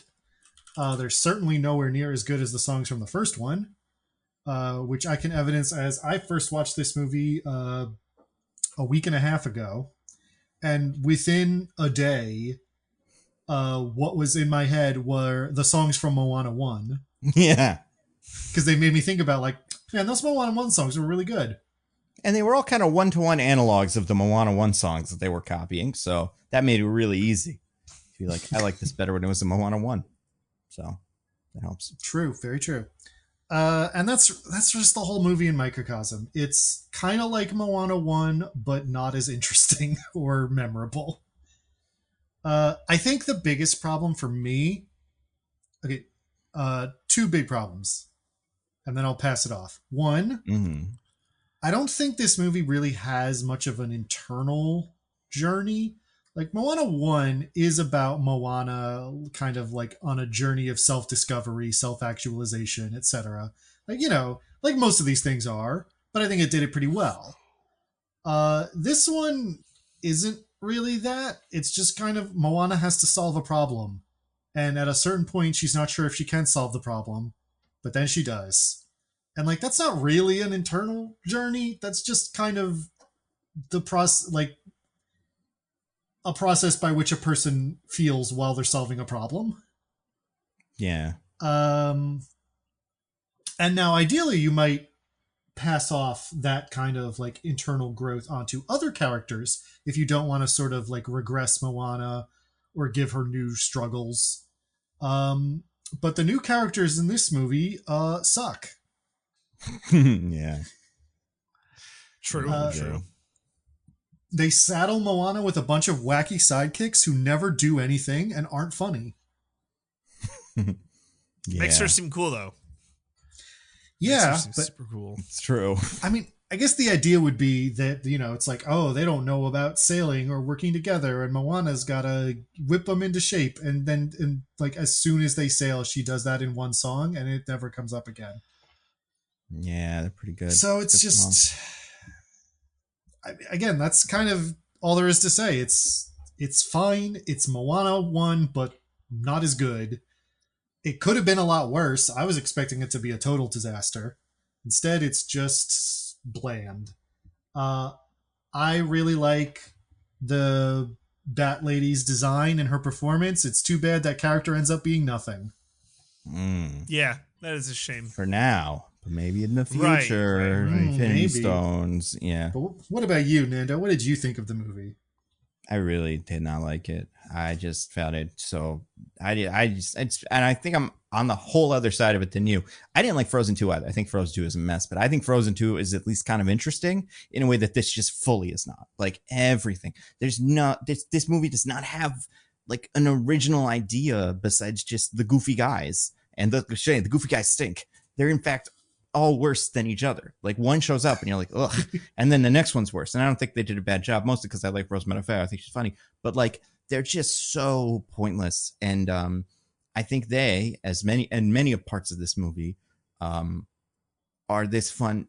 Do add one fun dimension to this movie, which is they add the little macro or whatever you call it. Yeah. Like a meta game, guess which things were TV show things and guess which things were cut out of the thing that would have been in the TV show. And it's all that shit for sure.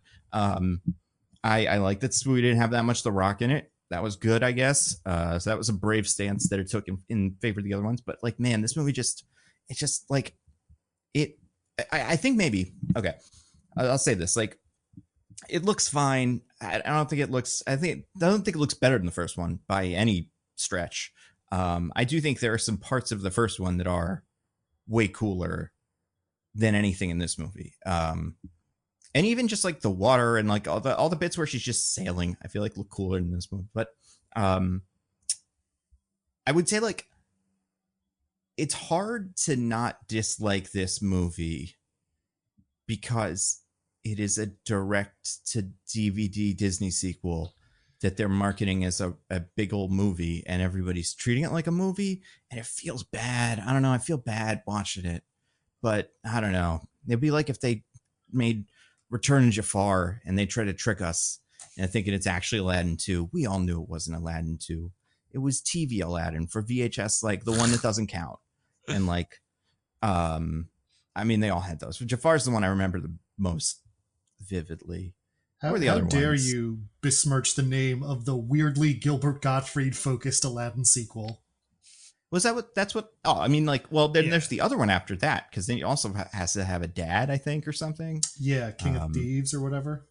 I thought you were going to say I was besmirching the bad, or the maybe beloved Lion King sequel, Lion King 2, where it's like the sons and daughters of the Lion Kings. Simba's Pride. Simba's Pride. Do you get it? Do you get it? I do. And, but yeah, I don't know. I don't know. I don't think it's like the movie. It's just, this must be what it feels like for people to like, that hate the Marvel movies, to watch them just break every box office record and go like, but this is bad though, right? Like, this isn't good. Because it could be good if it did something, but it's not doing anything. And I guess, you know what, that's kind of what it is. That's what it is. I think this movie will teach Disney all the wrong lessons. And I was never a humongous fan of Moana, so I don't really care about the Moana franchise. Like, I think Moana 1 is fine, but like, it's not, you know, my favorite one of these. But yeah, I don't know. I feel like it almost feels like if they like, I don't know. If this was like a movie where they, like Gladiator 2, they just left the boom mic in one of the shots and I'm like, fuck it, whatever. Nobody cares if the boom mic's in the shots. And now all the boom mics are going to be in all the shots now. It's going to be that, but with like Moana. I don't know. The movie's fine. It kind of stinks. The music's bad and the plot's boring. And yeah. And the movie doesn't even know why it's happening. Like, the characters sing songs that are like, we're going to do a Moana again. And that sucks. But actually, Nando, you'll find that at several points in this movie, somebody says, this isn't like before. Yeah, they do that a lot. And you know what? To be fair, I did like the bad lady also. I want her to be important, but the movie just cannot help but fucking Thanos it. And it sucks. But also, like, I don't want the bad lady to be the bad guy. I just want more of her. She has the only song that I think I could even kind of remember, just based on kind of what it was about. I like her song. It was about like taking chances or something. And like, yeah, it's called Get Lost. Right. Yeah. So like, that's kind of interesting. But yeah, no, I didn't like this movie. I think, I don't know. It's not as bad as Wish, but I think as far as this or Frozen 2, like Frozen 2 is a mess for a bunch of other reasons, but at least Frozen 2 did feel like something different. But you know, whatever. DJ, what about you? What do you think of Moana 2?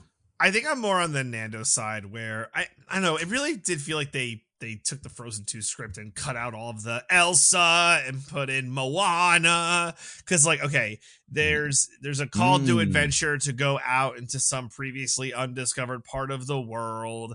There's this like, what am I supposed to do now? Right. I think Elsa has it more, but Moana has it some. And like, I guess her call to adventure is more explicit with like the lightning strike than Elsa hearing like weird sounds in the forest, but it's something. But yeah, I don't know. There's a dullness to the movie that's just like very upsetting. Like I didn't love the first Moana, but like I liked it enough. But this movie is just like incredibly dull. And the Bat Lady song was good, but I think the main song is like fairly meh. The rock song is terrible. Like I think tell you a single thing about it. I feel like they're trying to retcon Chee Hoo being some kind of catchphrase for him. Because like all the marketing for this movie and that song was all like he says Chee Hoo a lot, and I'm like, he does? Yeah, we gotta check the patent office to see if a certain whatever it's called, $7 Studios or something, registered any trademarks or whatever on Chee Hoo, because he says it so many times. Yeah.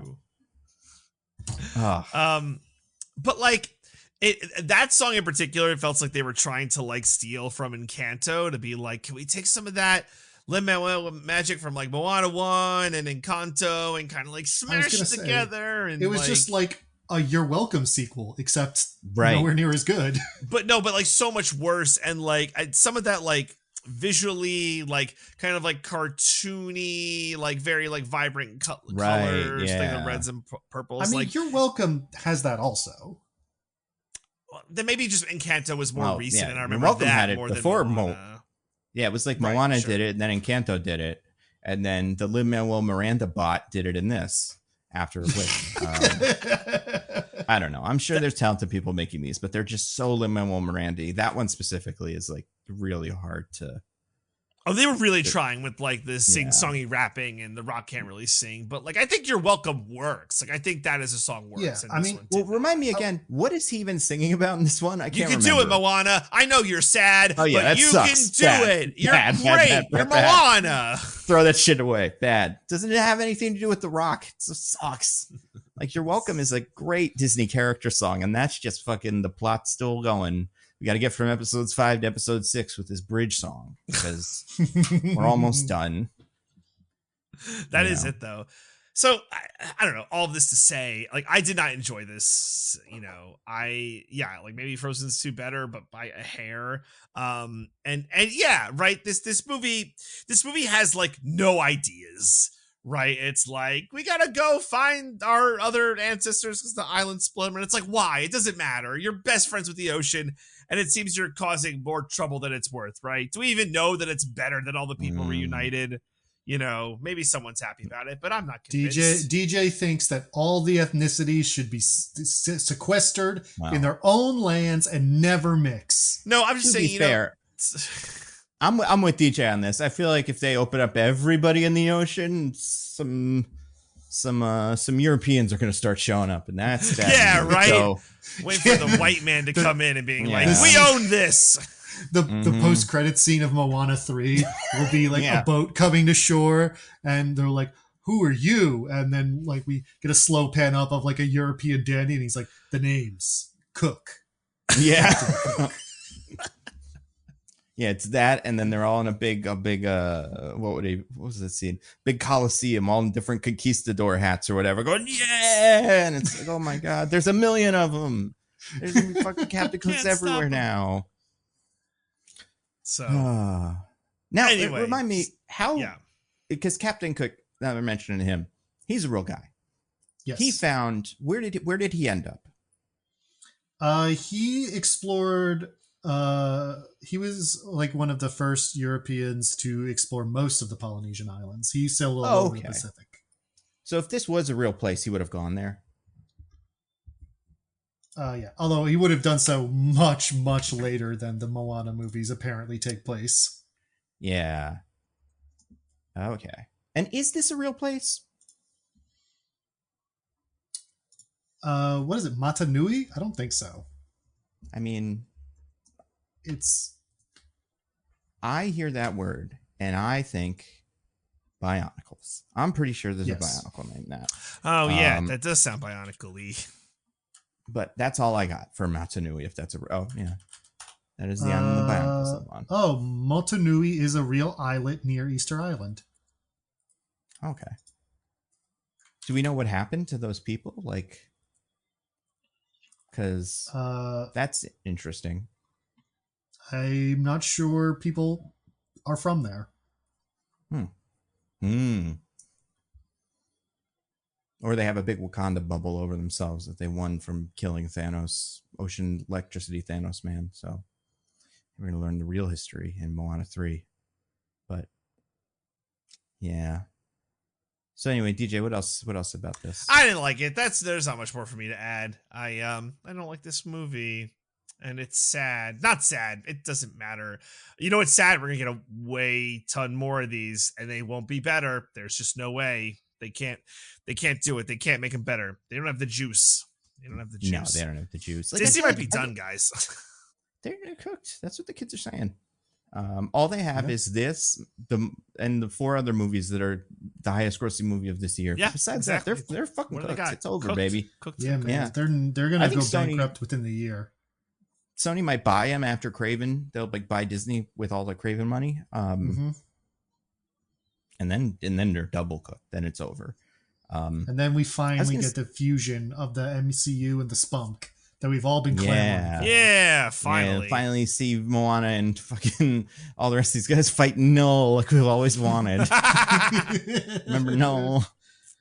He was in the Venom movie that came out a month ago, maybe, or something. Mm-hmm. When was that? Month and like change. That was like pretty recent, right? But like, It was October, so like a month and a half. Crazy. Yeah. Crazy. Yeah, and you know what? Because back to what DJ was saying, I guess for me, I think this is bad because it just does feel like a lesser copy of Moana 2. And I think the Lin-Manuel Miranda thing's the thing that sticks out to me. There's a world where, I don't know, I assume Lin-Manuel Miranda could be convinced to do another one of these. I imagine it was either money or time was why he just didn't. Yeah, right. So if that's the case, there's a world where they wait and, make the money, get the money and make the good one with Lin-Manuel Miranda and a really cool idea and stuff. Or this one where the world we're in now, where the TV show one that has fake Lin-Manuel Miranda music in it is a humongous success. And then it's like, why would we ever wait for any of these? It's like you get one hit and then, you have a brand and fuck all the rest of it. It's right. just Exactly. No fun. Yeah. Well, because eventually you keep doing that and people get wise to your tricks. And by the time you're doing Quantumania, then nobody wants to watch it anymore. Oh, God. Wow. This movie wishes it was Quantumania. This movie wishes it had a big, giant Corey Stoll. It doesn't even have anything as memorable as Corey Stoll. I think it would have helped fit that big old Corey Stoll. Yeah, I do. And it's still, I don't think we hear the voice of Electricity Man. It would be weird if they cast Corey Stoll, but it was weird that they cast him as MODOK. So weirder things have happened, He's a man of many talents. Well, we did see, they did have a Corey Stoll as MODOK-like character in the upcoming Snow White. They have 7 of them, in fact. That's true. And I feel like, there's always room for like another big squid or some weird monster with a silly accent, like the first one of these. That's like a big clam, and that could be Corey Stoll, and he could just show up, and be like, hey, it's me from House of Cards or whatever. I don't know, but is you guys, we're gonna Polynesian descent. I mean, he's I don't know. Maybe maybe he is. That's true. We don't know. Yeah, we don't know. I don't know. All I know about him is that he played a guy from Pennsylvania, I think, in House of Cards. That's so I would true. assume he's from Pennsylvania, but descent-wise, who knows? Give you anything. Let's look up his family tree. Corey Stoll. Let's go to Ancestry.com. Let's find out. See what's going on. Corey Stoll. Upper West Side. All right. That's a good start. It's a start. That's a start. Yep. Born in the Upper West Side. Raised Jewish. Son of Judith and Stephen Stoll. That's all we got. So I'm going to say probably not, but we could get that guy on that show that brings the famous people to book and goes, actually, you didn't even know, and shows them a thing, so we can get that guy. You ever watch that show? I have no idea what you're talking about. You know what I'm talking about? Oh, there's like a guy. He's the whole show. You get a famous person on, and then they say like, my dad went to the Ellis Island or something, and then he brings a book, and then the book has all the clippings from Ellis Island, and then the famous person cries and goes, "Oh my God, I didn't even think it was real." They're so happy. Yeah, it's like fun. It's like on like PBS or something. I don't know. Yeah, but you guys, we got to summarize Moana 2 for the people. Yeah, unfortunately, you have to do most of it. So I know it's gonna be really, really hard, but maybe easy because a lot of it is. And then they sail and they sing a song. You know what? That's the easy part. That's the hard part. They sing a song and then that takes care of like 3 minutes. Yeah, but the follow-up question to that: what song is gonna break me? Don't ask me, man. I ain't telling you. Yeah, I remember the song from the first movie that they use in this movie because they're like, we ain't got shit. So we're gonna remind you that first song that Lin-Manuel wrote. Thank God we have the rights to that. Oh, Miranda. He's doing the music for the Mufasa movie. Yeah, we've said that's that one thing. I know. That's what he was busy doing. Jesus. That's my thing where I'm like, maybe that'll be good. Because like, because this isn't. It is something, yeah, right. It's like Moana was good and this isn't good, and that you lost so maybe he's the secret sauce. I also saw in an interview the other day Barry Jenkins say that he was impressed by the script, but I can't trust anything a director says right before their big studio movie comes out. Oh wait, I thought you were gonna say Barry Jenkins was also like, I don't know if I'm gonna do more of these. This isn't really my thing. Because he said that in an interview this week too. Yeah, that part I believe. Yeah, I buy that for sure. But I don't know. I mean, we'll see. That really is. I'm glad that's the last movie of the year, or like one of the last movies of the year, because that's my biggest question of like, is this going to hit or flop? Because I can see both. Mm-hmm. Yeah. But anyway, let's talk about Moana, a movie that hit, even though in a just world, well, we'll see. All right, you guys, the day of our reckoning is here. I have to summarize Moana 2, a movie that, we all liked. And I've already heavily spoiled, so really, You spoiled that she dies in it. Legally dead or whatever, right? So that's important. Yeah, legally dead. They have a judge show up and be like, I am legally proclaiming this woman to have died. And it's like, I didn't think they even had a justice system in these islands. And they just recorded. It's Maui. It's Maui in like a wig. Yeah. Is a shark with a little wig and a little robe because he knows what, current times judges will look like because he can see the future. He does know that. Yep. And then the rest of the movie is just a custody battle over the pig. Is like the third one. Everybody's fighting over boat the pig. Snack. Yeah. The chicken is boat snack, DJ. That's true. The pig is pork chops or something. Bacon. Yeah. And you know what? Are they both boat snacks? Well, then if that's the case, what's the chicken called? Because he does give the chicken a name when he sees it. But it might be like... He always calls the chicken boat snack. At one point with the pig, he's like, whoa, an even better boat snack. But that's not like the name he calls the pig. Okay, is the pig even in the other movie? Like, is it on the boat with them? He never... No, it's not. Yeah, he wouldn't even know the pig. He doesn't know the pig from the first movie, so so Moana 2 is the first time he meets the pig and calls it something. It's kind of weird that he would go that far with the pig then, that you're so familiar with, like as if they have a relationship where you'd be like, I'm gonna eat you and kill you. He said about the chicken in the first movie. Yeah, the chicken's like the chicken's like a guy. The chicken has like a whole brain, it seems like, or something. Or it's a plank of wood. It's one or the other. But like, the chicken is voiced by Alan Tudyk, and I'm assuming pig is voiced by a pig.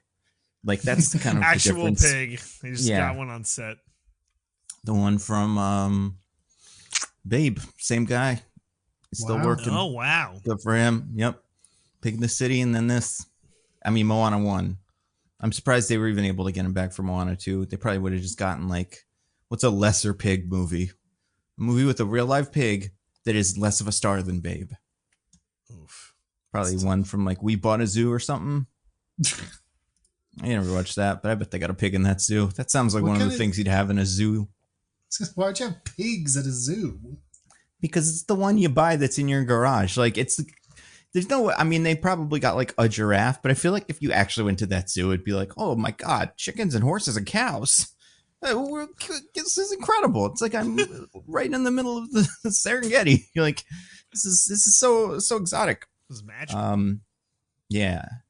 But anyway, we're gonna summarize Moana 2, you guys. And this got all the guys in it. Everybody's back. Maui is back.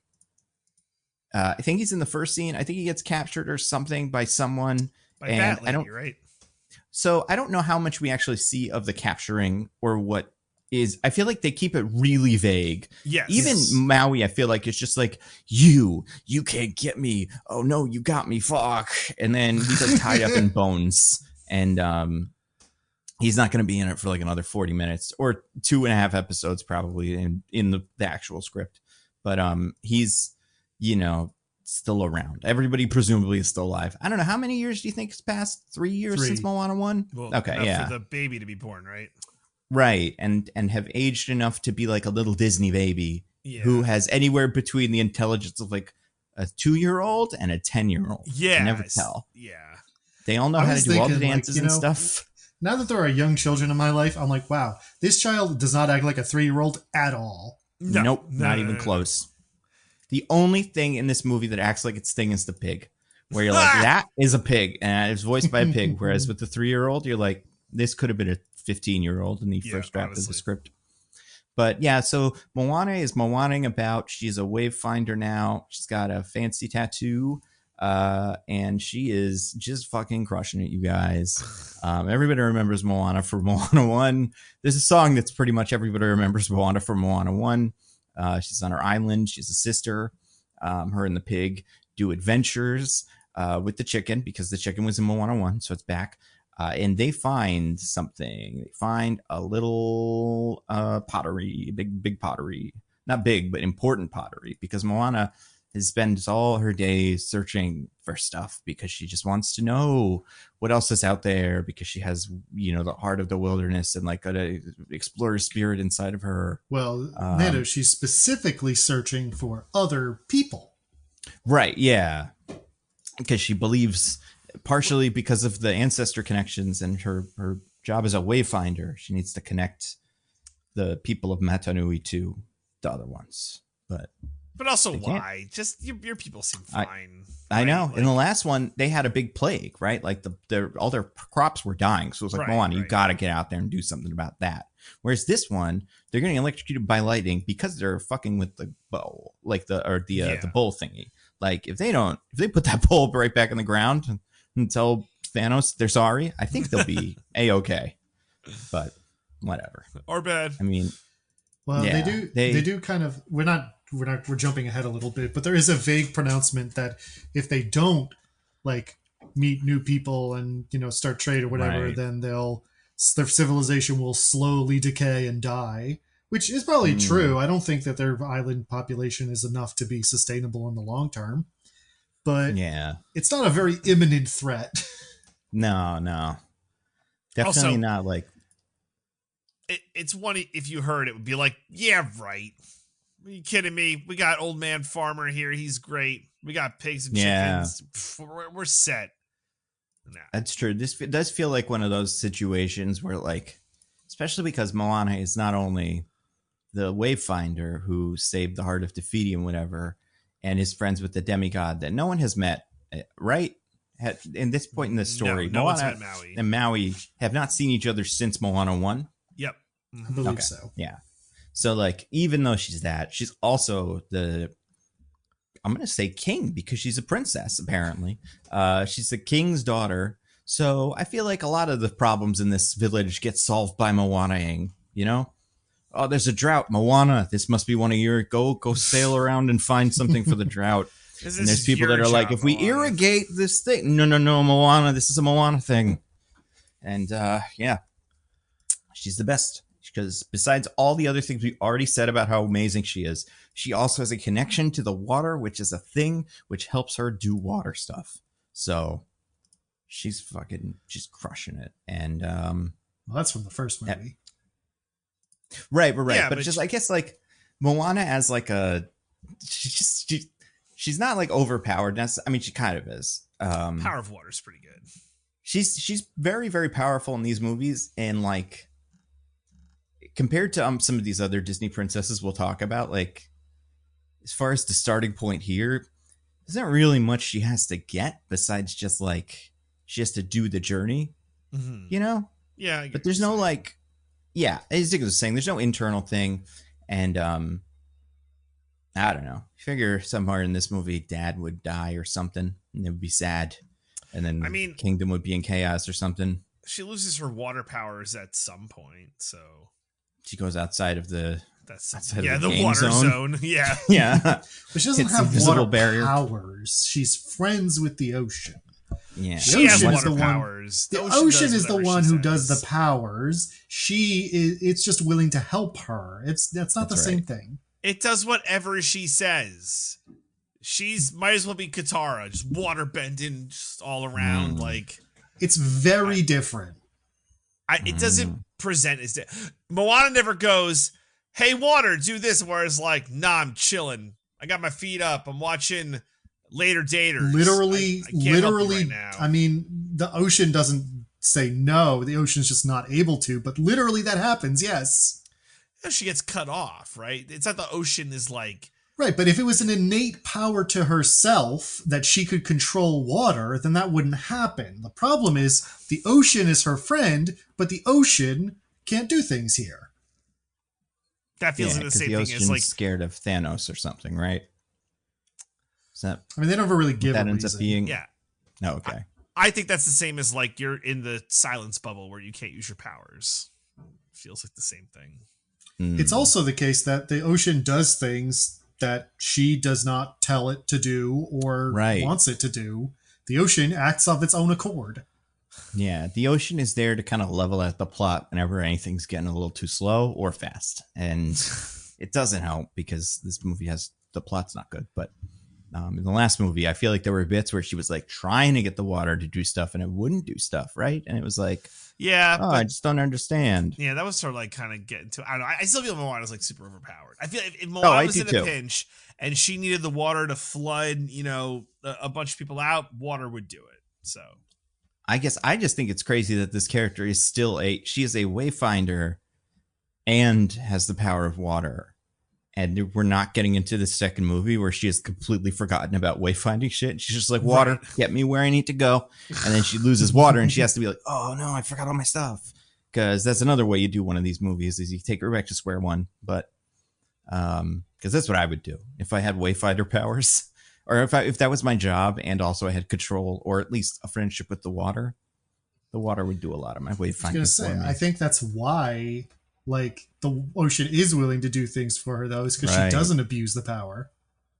Yeah, that's catch-22. That's fair. I would abuse the power. That's why we don't have wayfinder powers. You know? Yeah, that's the reason why. And that's one of the very reasons. Besides, wayfinder powers are just knowing how to navigate on the ocean. Yeah. Like wayfinders are real. And not here though. Not me or DJ. No. For sure. No. I mean, not me. The idea of this is terrifying to me, by the way. I'm not scared of that's not true. I'm scared of the ocean, but not this. Like, I'm scared of all the stuff in the ocean. On the other side, I'm also scared of just being alone in the ocean, you know? The fact that these people get in a boat, and by these people, anybody before this, you know, any age where they had planes, they just get in it and just go, I don't know, we'll fucking figure it out. And then some of them just die. It's crazy. Yeah. Crazy. Anyway. Tough job. Someone's got to do it. It is a tough job. Anyway, Moana is at home. Like I said, crushing it. Everything's going great. Well, let's talk about the three new friends. I don't know their names, but let's call one of them, I don't know, what we say, Miss Marvel for this one. The fanboy who draws fan art of him and Maui. Moni. Okay, that's not going to be helpful. Or not going to be helpful, but that's not... His name is already kind of pretty close to Maui, and I'm sure that's the bit, but also it's kind of, well, whatever. And his bit, like we said, he's the town historian, kind of, but also he kind of writes Maui fan fiction. And I believe they used the word fan fiction in this movie. They do. Yeah, okay. I couldn't tell if I was having a stroke, but because we're in the darkest timeline. Yep, darkest timeline. So yeah, he writes Maui fan fiction, and he does and he's also jacked too, but he doesn't seem to know that. Someone should tell him because it would be very helpful for his life. It's like he lacks confidence or something like that. Kind of yes, I think he should. I think the episode that he was going to get in the TV show would have revolved around that. However, it's cut. And instead, he just kind of wishes he was Maui all the time. And then he meets Maui and it's all pretty good. He's the one that I think gets the most play. Well, actually, I would say maybe he's tied with Rose Matafeo's character. What's her name? Loto. Loto, yeah. And she is a very... She's an engineer who just won't leave well enough alone. She brings her little hammer in and sees the boat. And it's like, oh, we got to fix the mast on this boat. And Moana's like, no, it's cool. And she's like, no, I'm going to do some tinkering. So that's her character arc. And then the third one we'll meet. And she this does seem to be her job as opposed to just she's some rando who runs over and does this. Because she's smart. Yeah. And then you have an old man who, I don't know, What's grumpy his name? or something. Yeah, his name is just, he doesn't. Kele. What was it? Kele. Kele. Okay, So yeah. Monet. Kele. Mona? Moni. Kele. And Loto. Moni, Loto. I'm not gonna remember these. Kele. Because I already had money. MLK. I had names from in my head. I had Fanboy, Inventor, and Farmer. Yeah. Those were the names that I decided they are. So No, I think we can do this. By the end of the podcast, we'll all remember Moni, Loto, Kele. Okay. There you go. Right, I'll try. And if there's other characters, they're shit out of luck because those are the 3 names I'm going to be able to remember in my head because I'm actually probably not going to be able to remember their names either. And that is not have anything to do with the fact these people are from a different culture. I can't remember anybody's name. So anyway. Oh, I mean, we've done plenty of movies where we're like, the guy's name's Kevin. We're like, that, you know, we always do the actor name. Oh, yeah. Rosemary Feo like, is going to get said a lot in this podcast, especially because she's also like the most consequential of the 3, I would say. Like Mr. Maui's biggest fan has like a couple of moments, but like Rosemary Feo is the only one that I would say like at some point. Like, yeah, she has like a moment. And her like kind of personality wins out. I don't know. It's fine. And the Maui part isn't terrible. Like the Moni. Damn it. Okay. Anyway, so then those 3 guys. Also, Moana has a sister now, young sister, 3. And like just like a 16-year age gap on her parents. Well, so children. Michelle brought this up. It's probably because like now her parents were like fine with having kids because like Moana saved the island. Like wasn't she pregnant in the first one? No. Was she? Also, like, wasn't the island like only imperiled very recently? In the first one, like that started, and it's like everything's cool. Oh shit, it's not. But like there was 16 years of Moana's life before that, where you figure other babies would be happening. I guess that theory falls apart then. I mean, maybe there's other Moana siblings just kicking around that aren't interesting enough to. No, man, oopsie babies happens. It's all good. I mean, for sure. I'm just thinking like.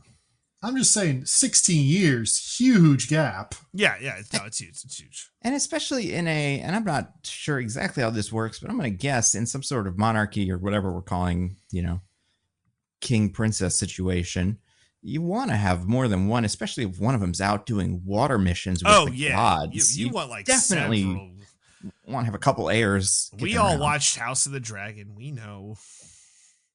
I watched it. Did you guys both watch it? Nope. No, I didn't. I'm just familiar with the story. You do want to have heirs. That is important. Yeah. Although sometimes they fuck shit up in a bad way, not in a cool way. Sometimes they fuck shit up in a cool way. We'll get to it if we ever do that show. But anyway, Moana. So she has a sister. She finds a cup. Finds a magic cup. Not magic, but like old cup. And it has an image on it, I believe, of an island that no one has seen before. And it just has like, it's just a normal looking island, but it's got some stars on top of it. And he would suggest that there was or is some sort of new island that no one knows about. And maybe that's where our ancestors always needed to go or would have liked to have gone. And if we could get back there, then everything will be good. And that's what she says basically to everybody when she shows them this. And because she's Moana, the person who hangs out with gods and is, there's very little pushback. They're like, oh, don't go.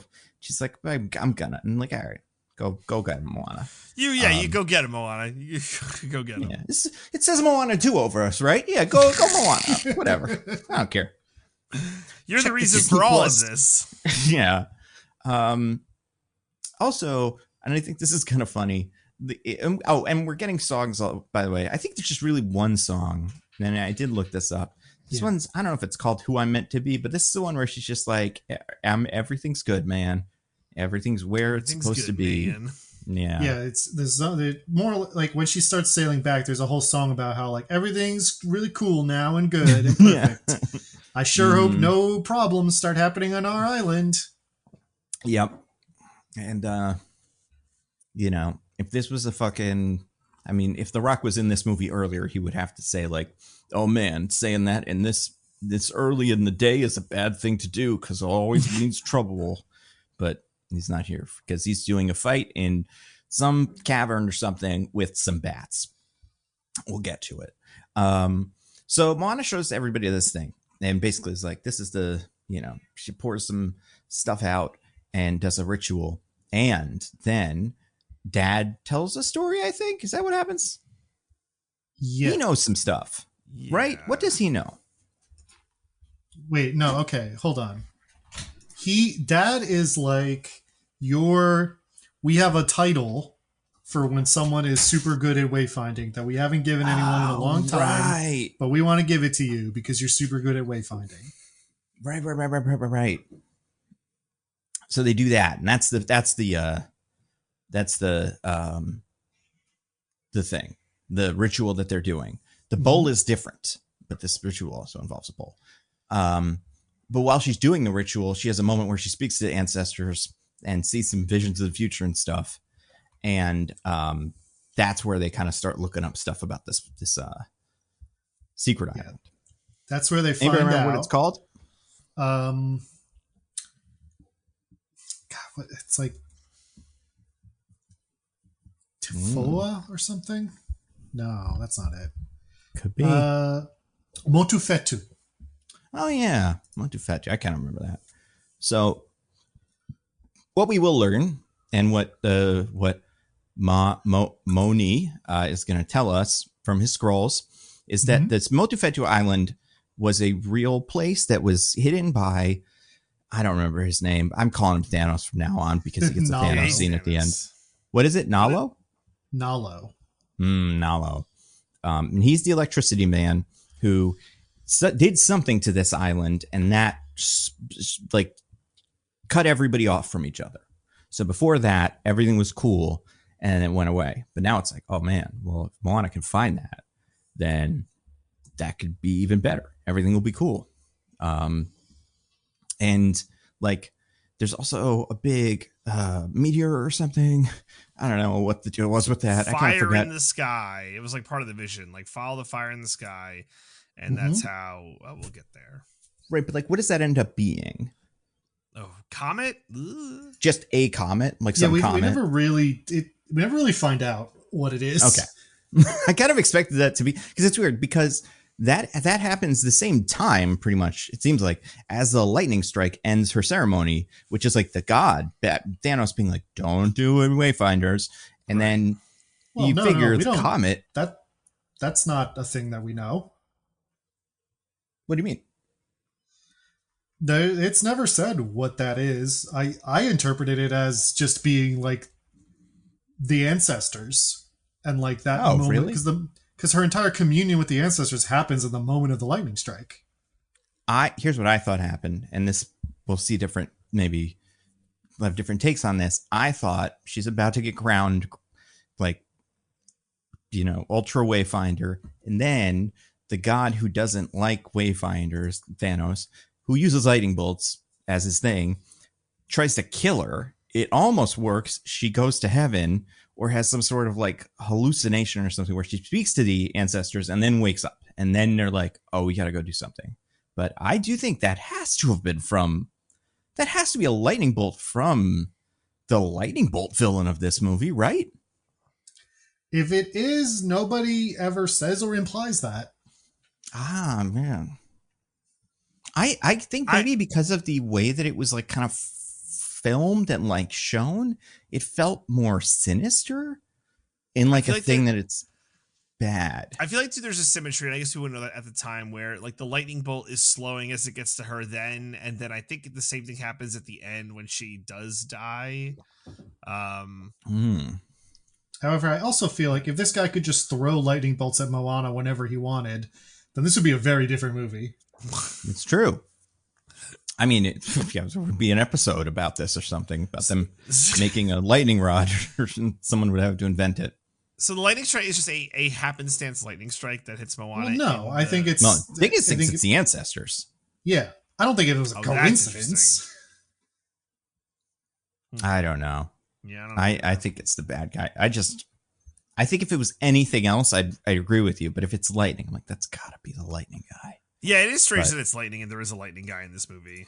And I feel like the ancestors maybe like protect her from it, and that's why she doesn't die, and that's why she's the ancestor vision.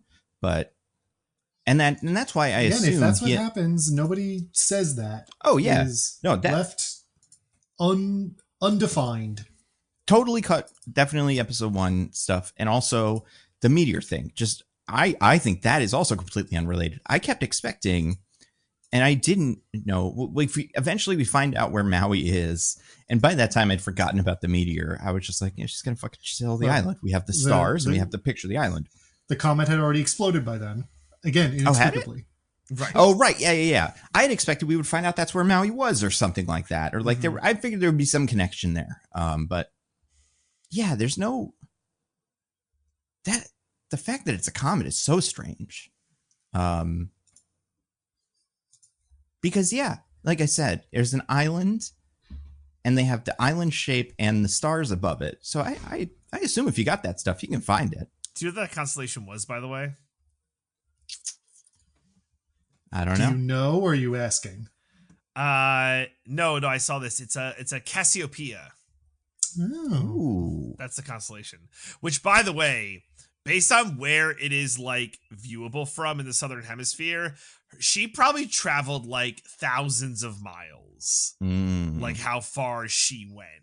That's how far she'll go. Yeah. That is how far. And that's the question in the first one. It's like, how far will I go? Thousands of miles. Thousands of miles. Hopefully you brought some lettuce and a guy who knows how to make more lettuce from that lettuce, because it's thousands of miles. Even if your motor for like the ocean is giving you the best outboard you could possibly imagine, is going to take you a lifetime. Honestly, though, right? Well, we already know that as this movie confirms, the first movie took a couple weeks.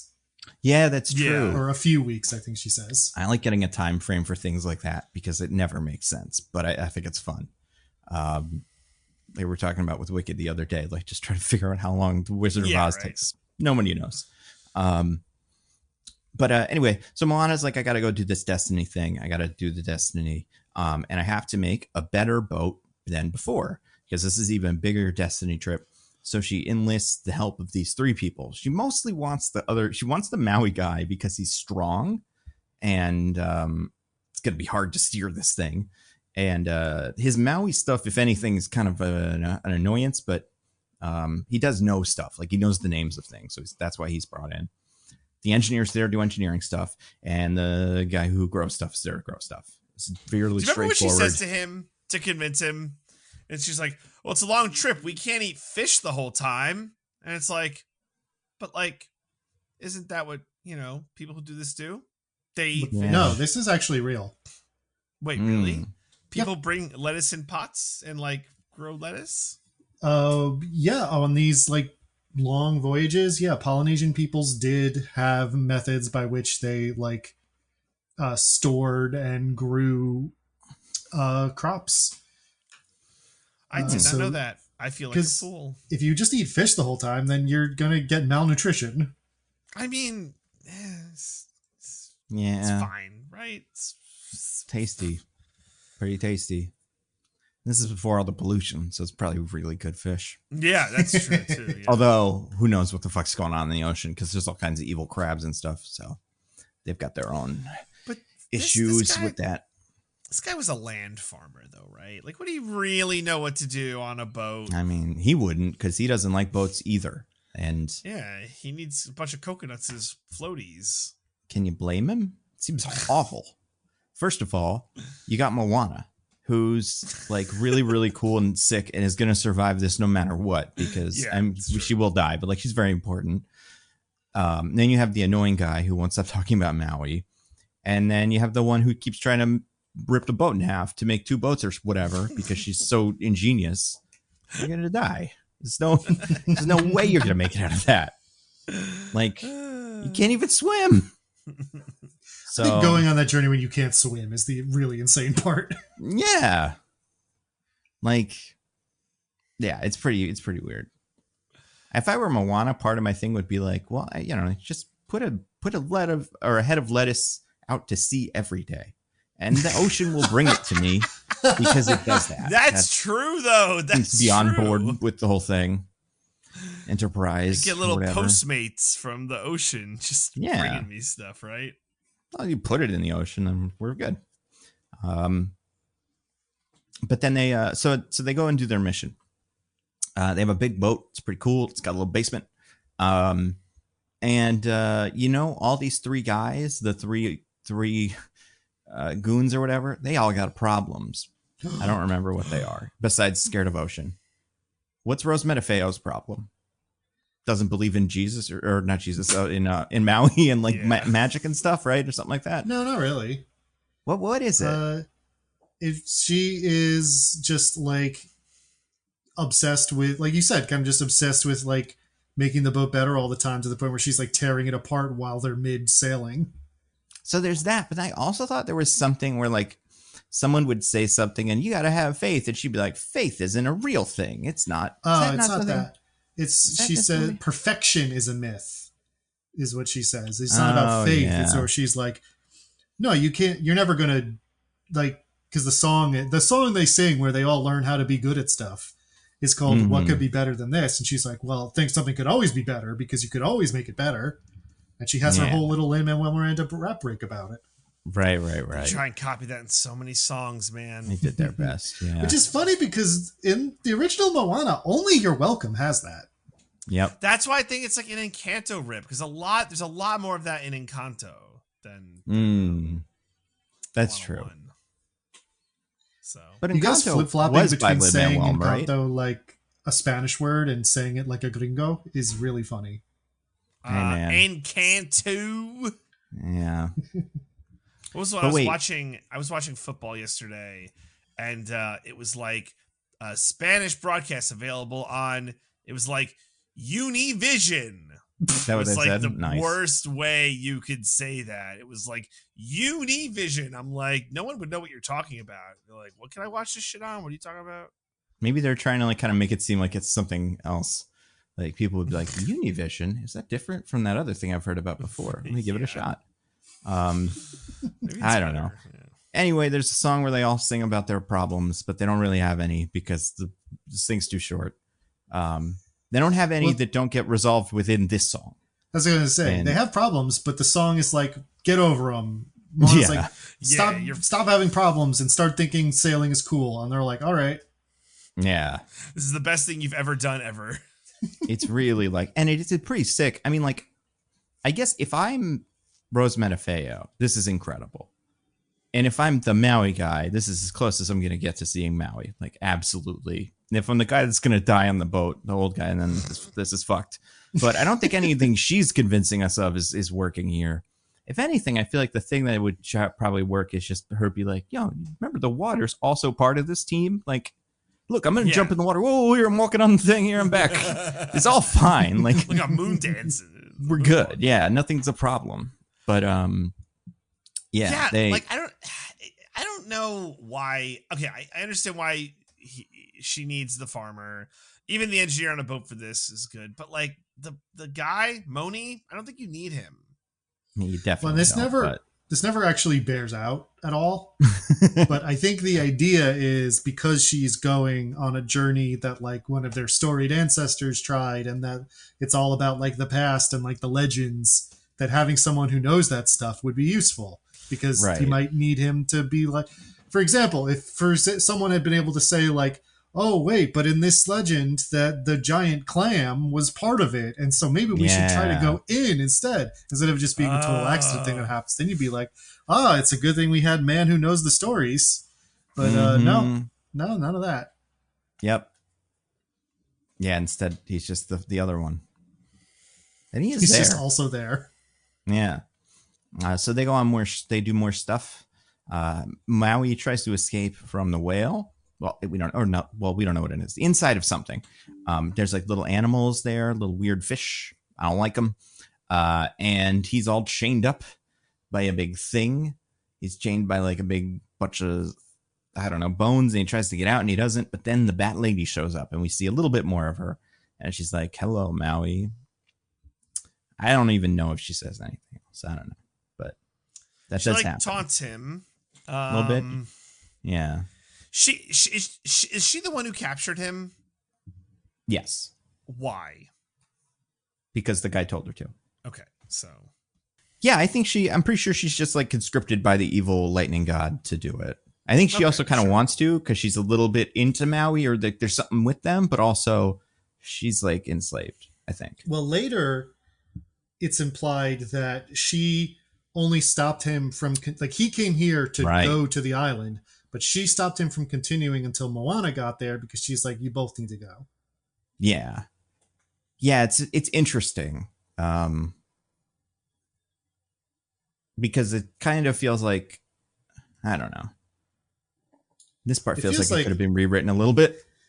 This whole thing with her, supposed to be an episode, right? I feels like it's supposed to be an episode of a television show, because if you end the television show on the television episode on the revelation, like, oh, she wasn't a villain this whole time, she was working with you, then that's like, oh, misunderstanding resolved. That's the end of this episode. Let's go in the portal.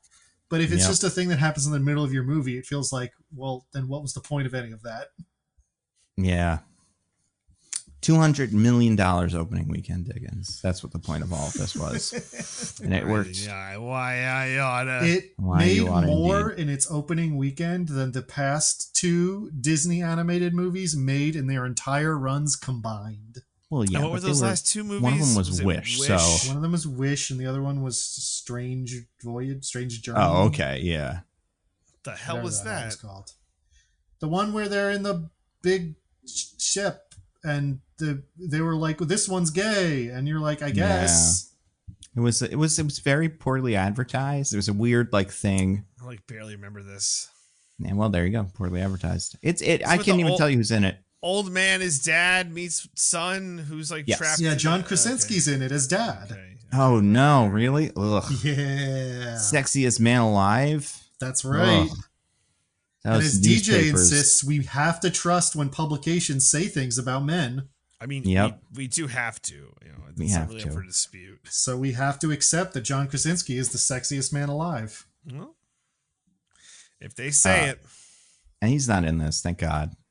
He weasels away in the next one, though. Him and Corey Stoll could be the villains. Other extra villains.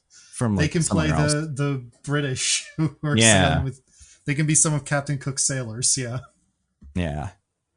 But anyway, so then what was I saying? Yeah, so they I don't know. Maui's doing shit with the Bat Lady. Again, it doesn't matter. Then our sailors, who are all cool and everything's going pretty well, meet the Kakamoras again, which we've already described a little bit in this podcast, but they're the little coconut guys from the first one that have like a really weird little cameo in the first one that goes nowhere. And in this, it's way more of a thing where first they get invaded by them, like they get boarded because they're kind of pirates. And then it turns out that because one of the Kakamoras sees their map, they are the Kakamora is like, oh shit, these guys are trying to go to the magic island. We've always wanted to do that too, because we're also guys or whatever we are. Who knows what these guys are? They're like little minions. They're the minions of these because they don't speak and just kind of pose, and they're small. So Happy Meals.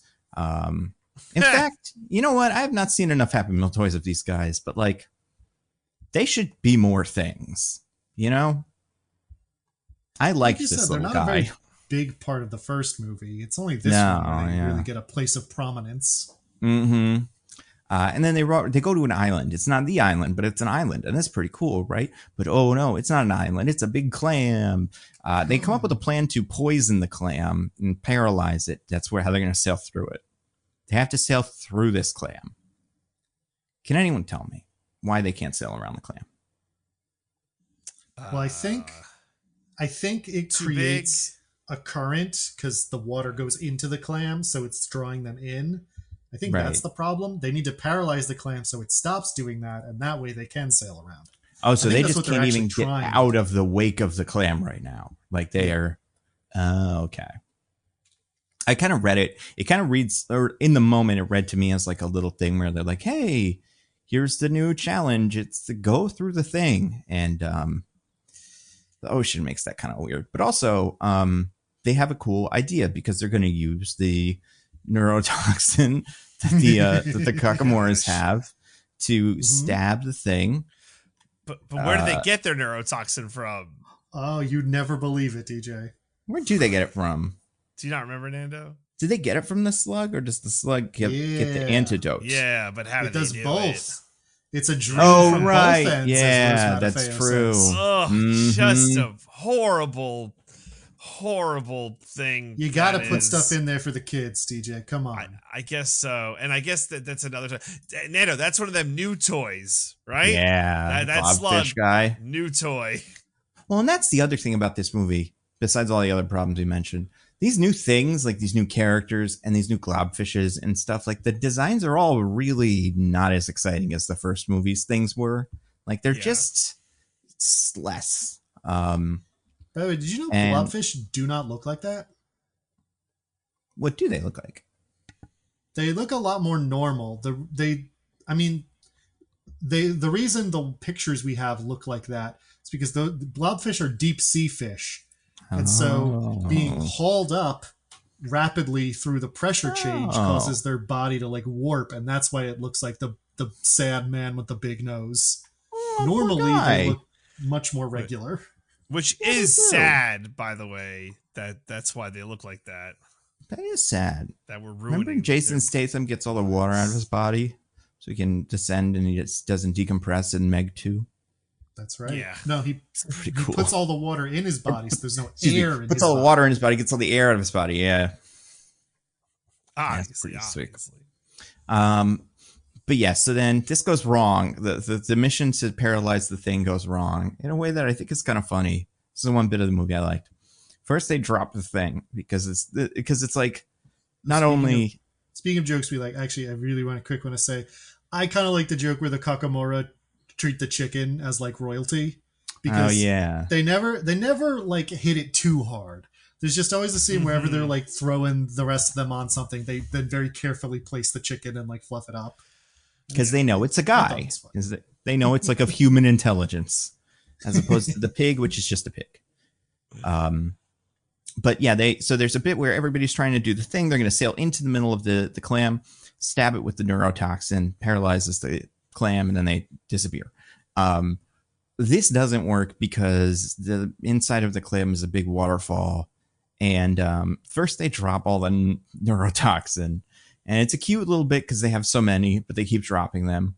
And then they're like, well, we can just go through, they're kind of like, we're going to go get dragged down to this, help us, pull us out. And then the Kakamora that they have that's on their team now is like, I'm going to sacrifice ourselves to save my guys. And he cuts the rope, but they all die. And it's a pretty funny moment because, Moana's like, the fuck are you doing? And then just cuts it and then they die. It's pretty good. And yeah, now the Kakamora is just part of the team. I don't think he even gets a name besides what I just said, Kakamora guy. Because this movie isn't doing the marketing thing. They're not going to bother. They just go Moana, and then people go, yeah, we'll go see that. Yeah, we know.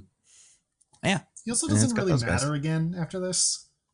I like him. I like when he fights and does backflips and shit. I think he's kind of fun.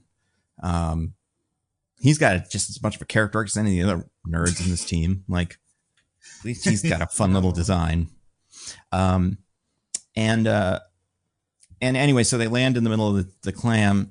Moana separated from the team. The team meets Maui because they land next to Maui, and the guy freaks out because it's Maui. Oh my god, my favorite guy from all my drawings. There's you also and me. A part here that I swear they like accidentally left in or something because it's so inexplicable. Which one? So the team minus Moana meets Maui by like falling into the pit or whatever, because and like seeing him like fallen on the floor still tied up. But the moment they see him, we cut to a close-up of Maui's face, and he does directly to camera, "Can I get a Chee Hoo?" And then the scene immediately cuts away from that back to a wide shot where he acts as though he hasn't noticed that they're there yet. And like sees them and is like, oh, you guys. And I'm like, did you accidentally leave in a trailer shot or something? What the hell is with the Chee Hoo thing? They got to make it happen. They got to make fetch happen by any means necessary. Is he saying, like, can I get a Chee Hoo to himself because he is now freed? Is that what it's supposed to be? Yes. Yeah, I mean, the editing of that shot would suggest he's looking directly at him when he says it, but yeah, is he talking to the camera, maybe? Is he talking to us? I mean, Maui's like Deadpool. He breaks the fourth wall and shit. Oh, he's... none of the rules apply to him. Yeah, I don't know. That is a really bad thing. He's not quite a fourth wall breaker. He never directly breaks the fourth wall. He just references... He's more like the genie. He references things he shouldn't know about.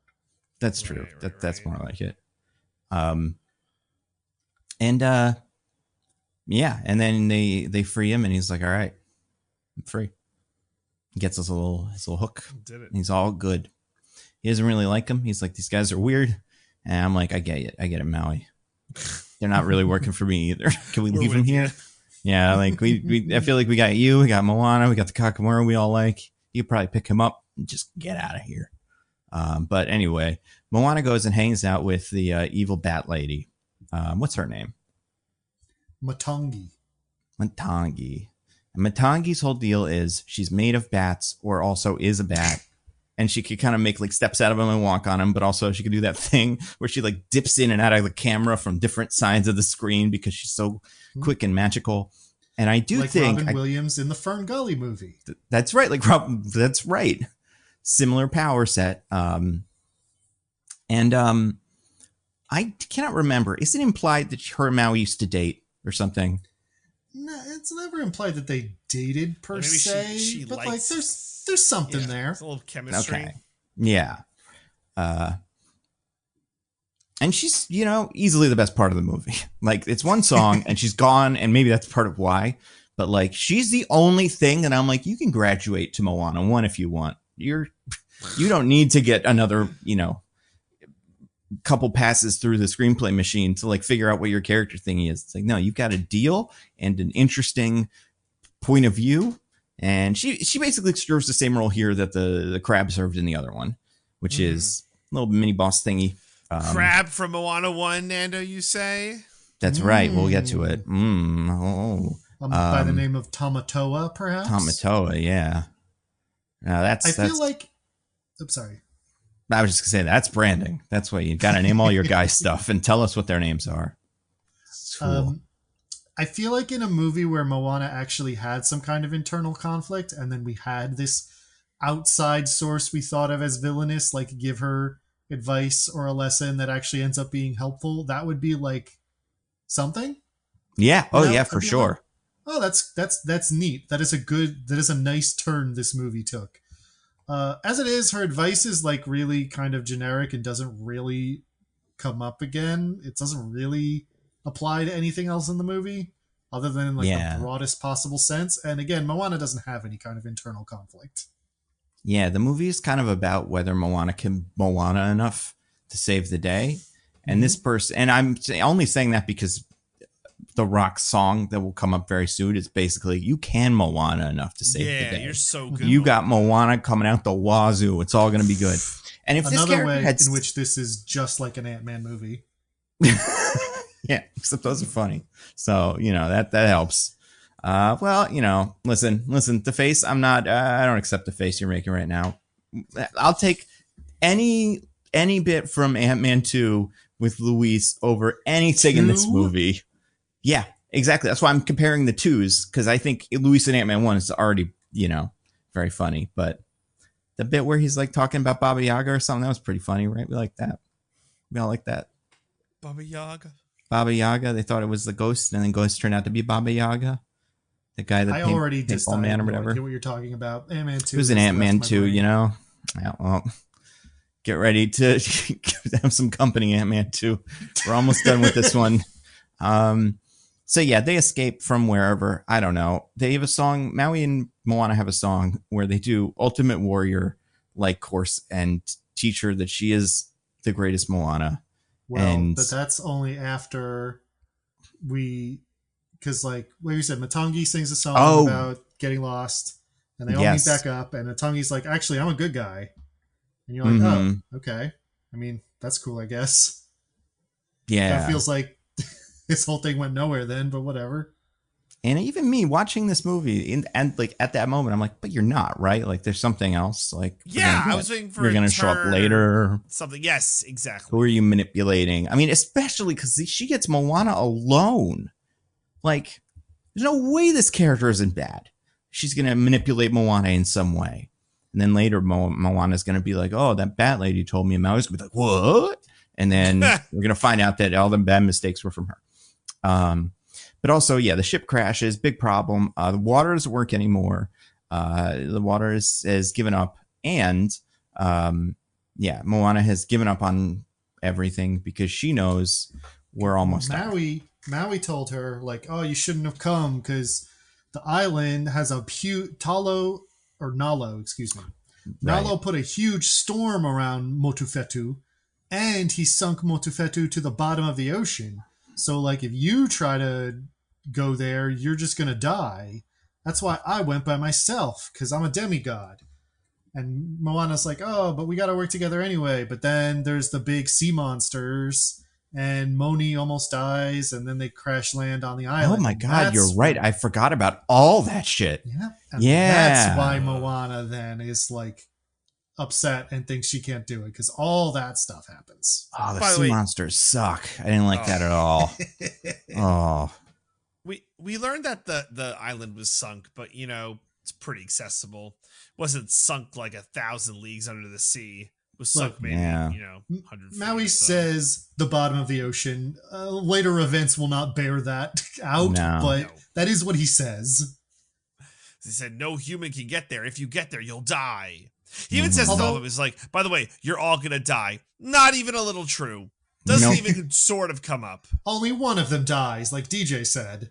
Yeah. But like he's like, you're all gonna die, like there's gonna be some apocalyptic event, right? Oh no. Yeah, that and comes he in was the next one. No, DJ. He was saying you guys who have come on this journey are going to die because it's so dangerous. Also not true. It's just fundamentally not true. It's true. But I guess Maui's known to be wrong, so that's Maui's kind of a showboater and nice shit talker. He's he's the Rock. Yeah, like someone else that he's based on. Yeah.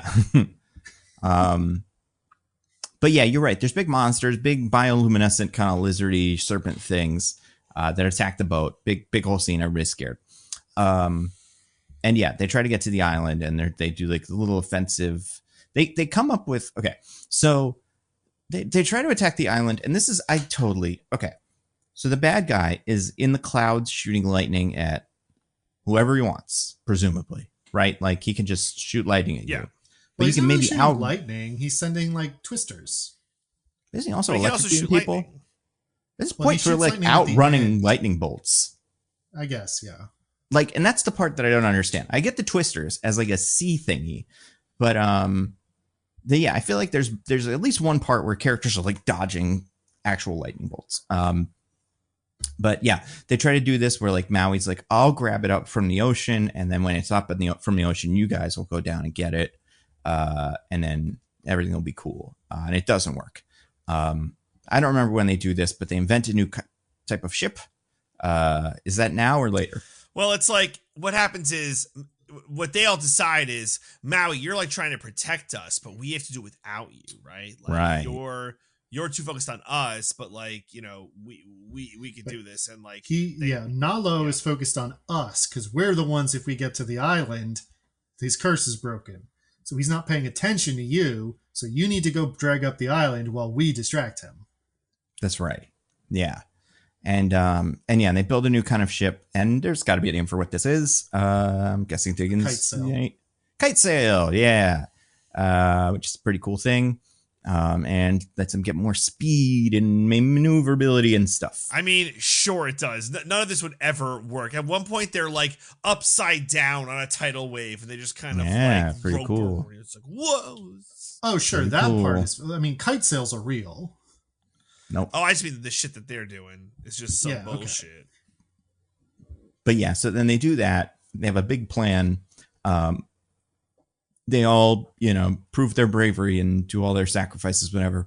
And this ends with Moana diving down to the ocean to do contact with it. Because Maui gets obliterated. Yeah, Nalo does notice Maui dragging up the island and, lightnings the shit out of him. Literally lightnings his tattoos off. Mm-hmm. Did he turn him just into a guy? Yeah, he made him mortal again. Yeah, no shade on Maui. Looks terrible with the tattoos. Just looks awful. That's the thing. If I met him, I'd be like, looks great. But if you meet him post tattoos and then he has no tattoos, I'm like, oh, this guy. It's kind of like with beards, where if you meet somebody with a beard and then they shave, it's like something's wrong. But there's nothing wrong. It's just based. Yeah, it's tough. That is true, Diggins. But yeah, so then I'd be an egg. That's right. You look like Charlie Brown. Or the one from that game, you like Dragon Age Inquisition. His name, that, right? Yeah, he'd be that guy. That's right. But anyway, yeah. So Moana has to make contact with the island to save it, and then she decides instead of bringing the island up to jump down to the island. But then, no Talo. It's not Talo, right? Something else. Nalo, right? Nalo shoots a lightning bolt at her that just hits her right as she's making contact with the ocean or with the island. So she dies, like we said, legally. The doctor. Who's a doctor from one of these things that could show up? Lightyear have any doctors? Is one of them a medic? I mean, I think one of them's a medic. Maybe. Probably, right? You'd have to assume. That movie stunk. But they make also had a squad of 3 wacky sidekicks who all sucked. Yeah, just shouldn't have been there. Yeah. But then, so then Moana dies. Maui comes in and rescues her. Then all the ancestors show up, including Grandma, who was there before. I forgot to mention this part.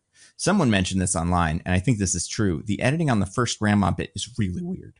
How she shows up, because there's like a long shot of Manta Ray far away, and then tight, maybe second on Moana, and then Grandma walks out of the ocean, and it's like there's 2 shots that we just skipped or something, or like longer versions of those shots that I don't know. It's not a huge thing, but it did feel weird. But anyway, so then everybody gets all their magic back. Maui gets his magic back. Moana gets her Wayfinder magic. This is where she gets her tattoo. And then he fixes the island. Maybe she's a demigoddess now? Maybe. Yeah, I don't know. That's so ambiguous. Like, is she like a superhero now? Like, I couldn't figure that one out. Is she any more of a superhero now than she was before? Like, she, That's what I want to know. Her powers are like, can talk to the ocean. I can't imagine she has better powers than that now. Well, I was going to say, does she now have full water control powers? Because she has her oar. That's like a super oar. Right. So I don't know. Is she like kind of waterbendery? Well, I don't want to spoil it, but I don't know if Moana is like a character that is a demigod in the mythology of these guys. No, Moana, they made up Moana. Okay. So then, The brave thing that would have been, I think, to do is you kill Maui. Kill her. No, kill them Maui, all. Kill everybody but the Bat Lady. They all die. Yeah, her movie Nalo now wins, and it ends on a huge, super dark note. You kill Maui, and then Moana has Maui powers, and then she gets like the cool dancey tattoo. Oh yeah, and then we call her Mauiana. Yeah, yeah. She sings "I'm welcome" or whatever. And then Dwayne Johnson brings the full might of $7 against Disney to be like, "How dare you? I refuse this reality." Yeah. Oh my god! Like a post-credit scene where Maui is birthed from Mauiana, just like fully formed again. You cannot do this. Yeah, I will not be killed. I will not let you. Yeah. But then everybody's fine. Everybody's got all their godness and stuff, and little tendrils, kind of like little webs, almost like Madam Web. A web connects us all. Go from this new island to all the other islands, and then people start showing up within like minutes. It's pretty great. Like they are all already here, and now all of the cultures are together, and they're sharing all their stuff, and it's like, oh my god, we should all be friends. And pretty good. I'm like, you sure, guys? You sure about this? Well, yeah, you really want the races to mix, says DJ? Yep. I know. I'm like, do you want other people taking your resources? This is how wars start. Do you want the illegal immigrants streaming across your island borders, taking all of your stuff that should belong to hardworking Montanuians? This is what DJ thinks. Man. Just saying. Yeah, this is what I mean. Well, we'll see how this shakes out because we have not seen the resolution of this. Absolutely no good that can come from being exposed to other cultures. Every race should stay by themselves. This is DJ's official position. Now we'll see. I mean, well, okay, we will see. Before we end the movie, I want to just to say there is a post-credit scene. DJ, did you see the post-credit scene? I did not. Oh my god. Okay. So I'm only aware of it. Do you want to guess what it is? Oh, do you know what it is? Like, yeah, no. That's why I said the crab is back, right? Like the crab. Well, there's that, but do you know what else is in it? No. Oh, do you want to? Okay, so guess then. Other stuff happens. I think I know. Wait, the bat lady's in it, right? And the main bad guy, and they're like, we gotta fucking get Moana. Yeah, they're pretty much. He's like, there's gonna be a Moana 3, and I'm the Thanos of these guys, and she's like, if you say so, but maybe I'm good. And I'm like, what am I supposed to even fucking read from this character? I still don't understand her. No, she says like, he's like, they did the thing. And she's like, well, obviously I didn't help them because why would I do such a thing? And he's like, that's obviously a lie. Come on. Right. Yeah. And stop fucking with me. And then the crab is like, and I also want to kill Moana. And then they do that. It's pretty good. And that's the end of the movie. It stinks. I don't know. What did you guys? I don't know. What else? What were the best parts? I don't know. The Bat Lady. Bat Lady's good. There's like very little action. Not like the first one had a lot of action, but I felt like more. There's just like, I don't know. This movie was like very stale. Very stale.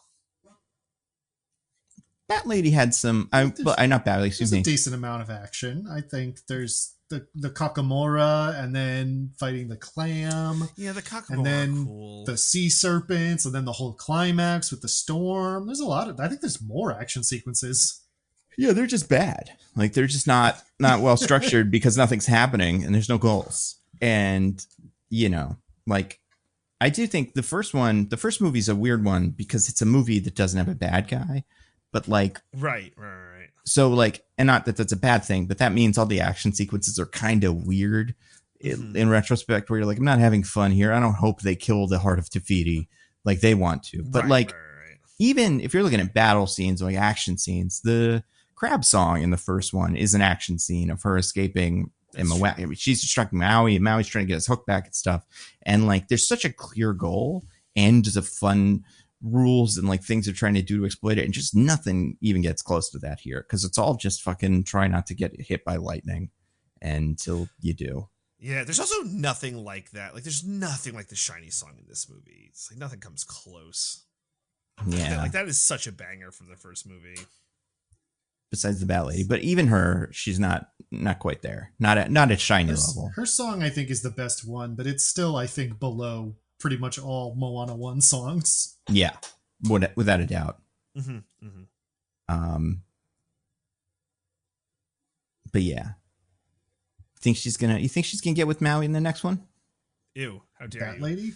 Ew! Bat Lady. Yeah, Bat Lady. No, not. I thought you meant Moana, which would be weird. Gross. I would not like that. Although she's a demigod now, so all bets are off. Maybe she's a demigod.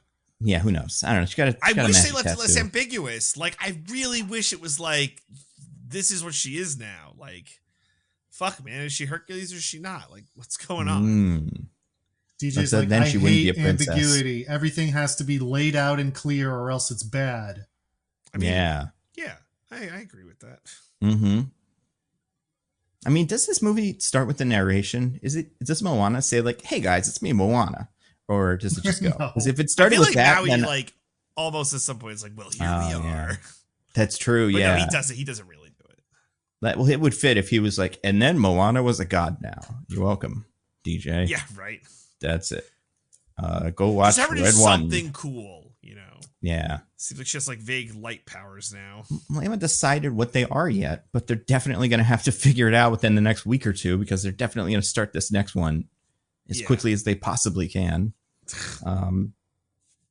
Yeah, and you know, it's going to be the big cloud guy and the crab together again, fighting Moana and Maui, and the bat's going to be in both sides.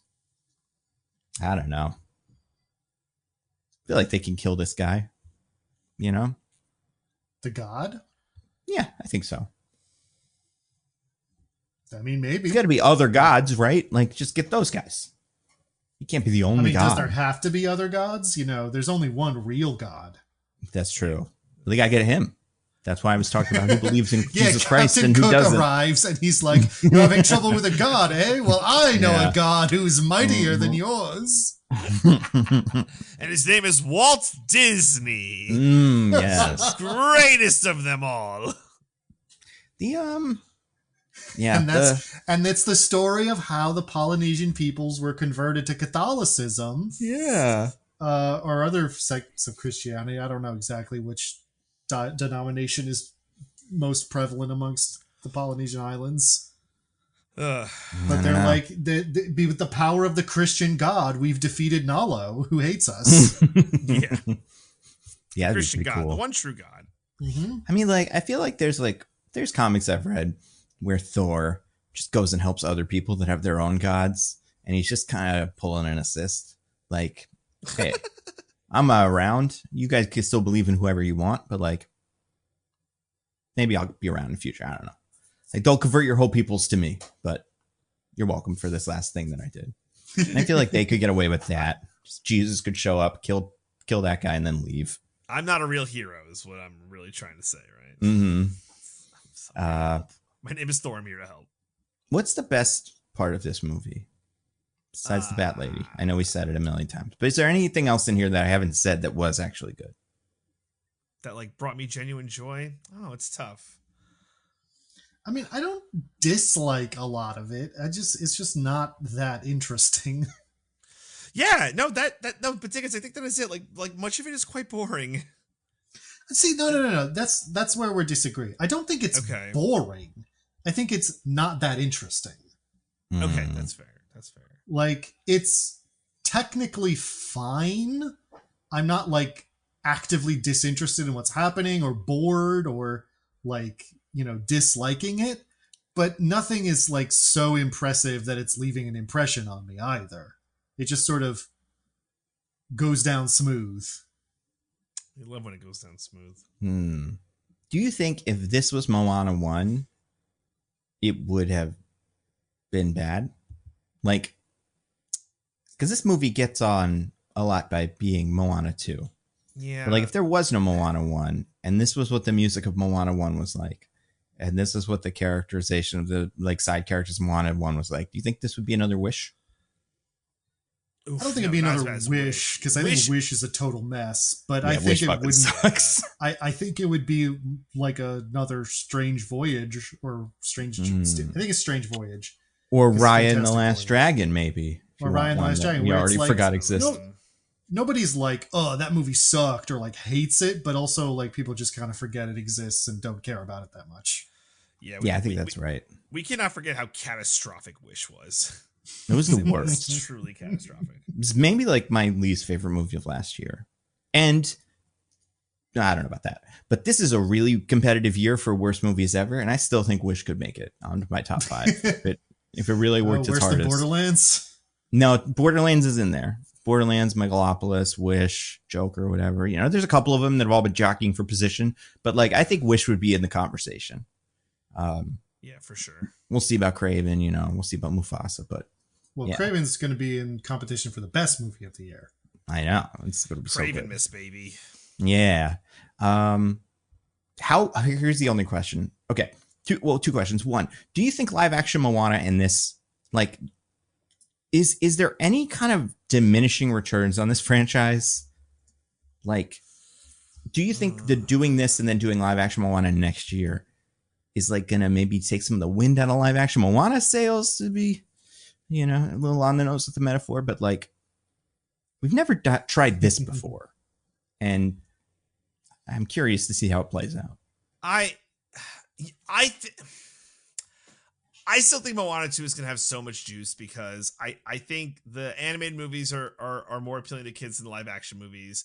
I don't think the live action movies do much. And although I do think now the live action Moana movie will be pretty much a dud.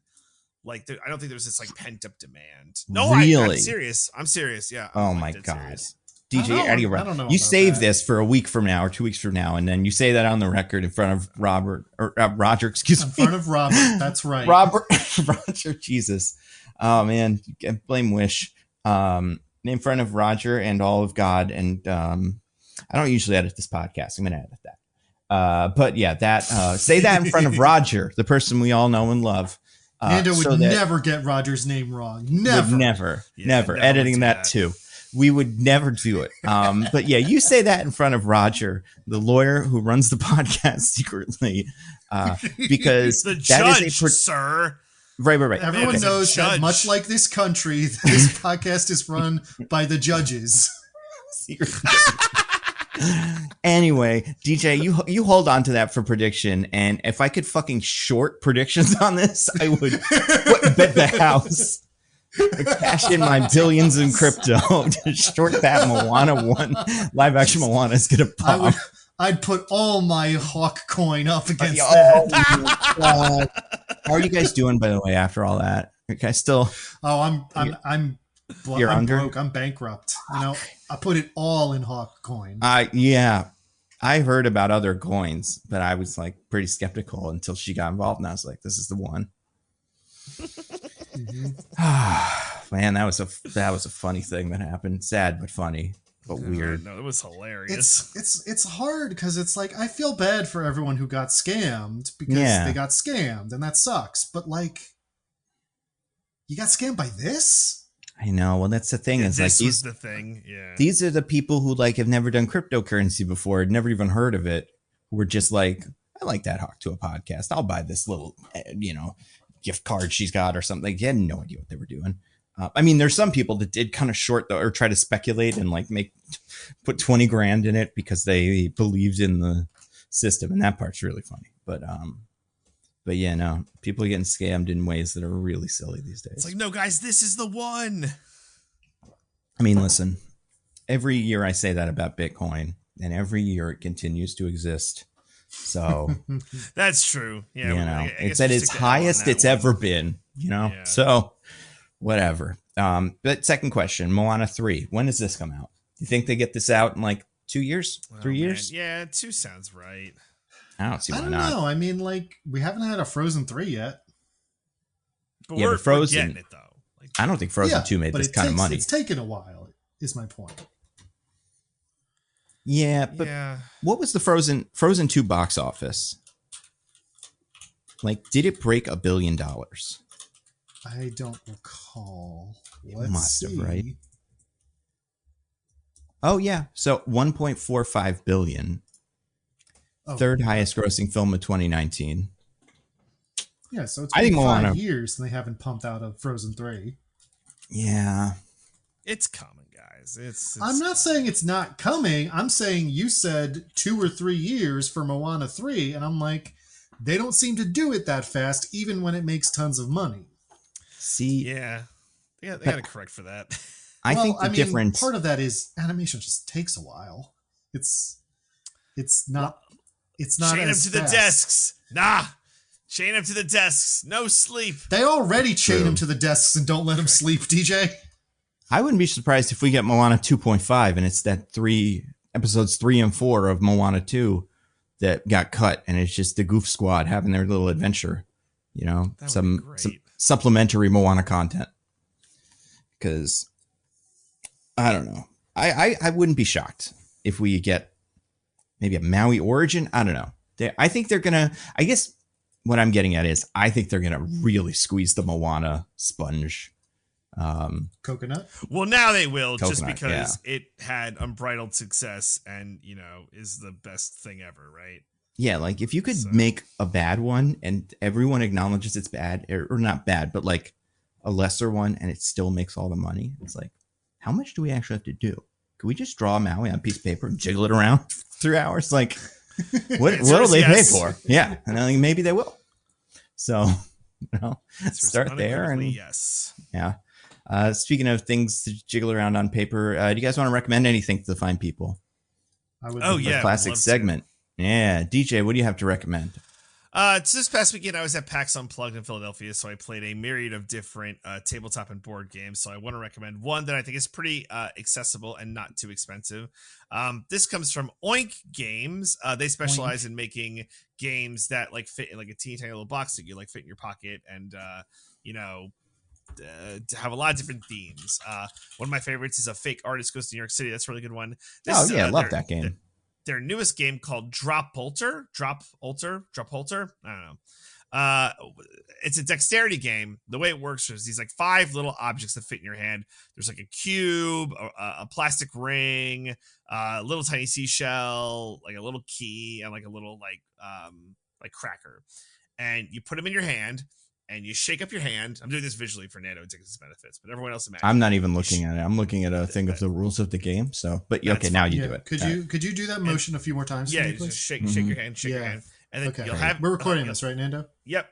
I record everything. It happens on this computer. Yes. Oh yeah. You have all the items in your hand, and then there's a deck of cards with the items on them in different quantities.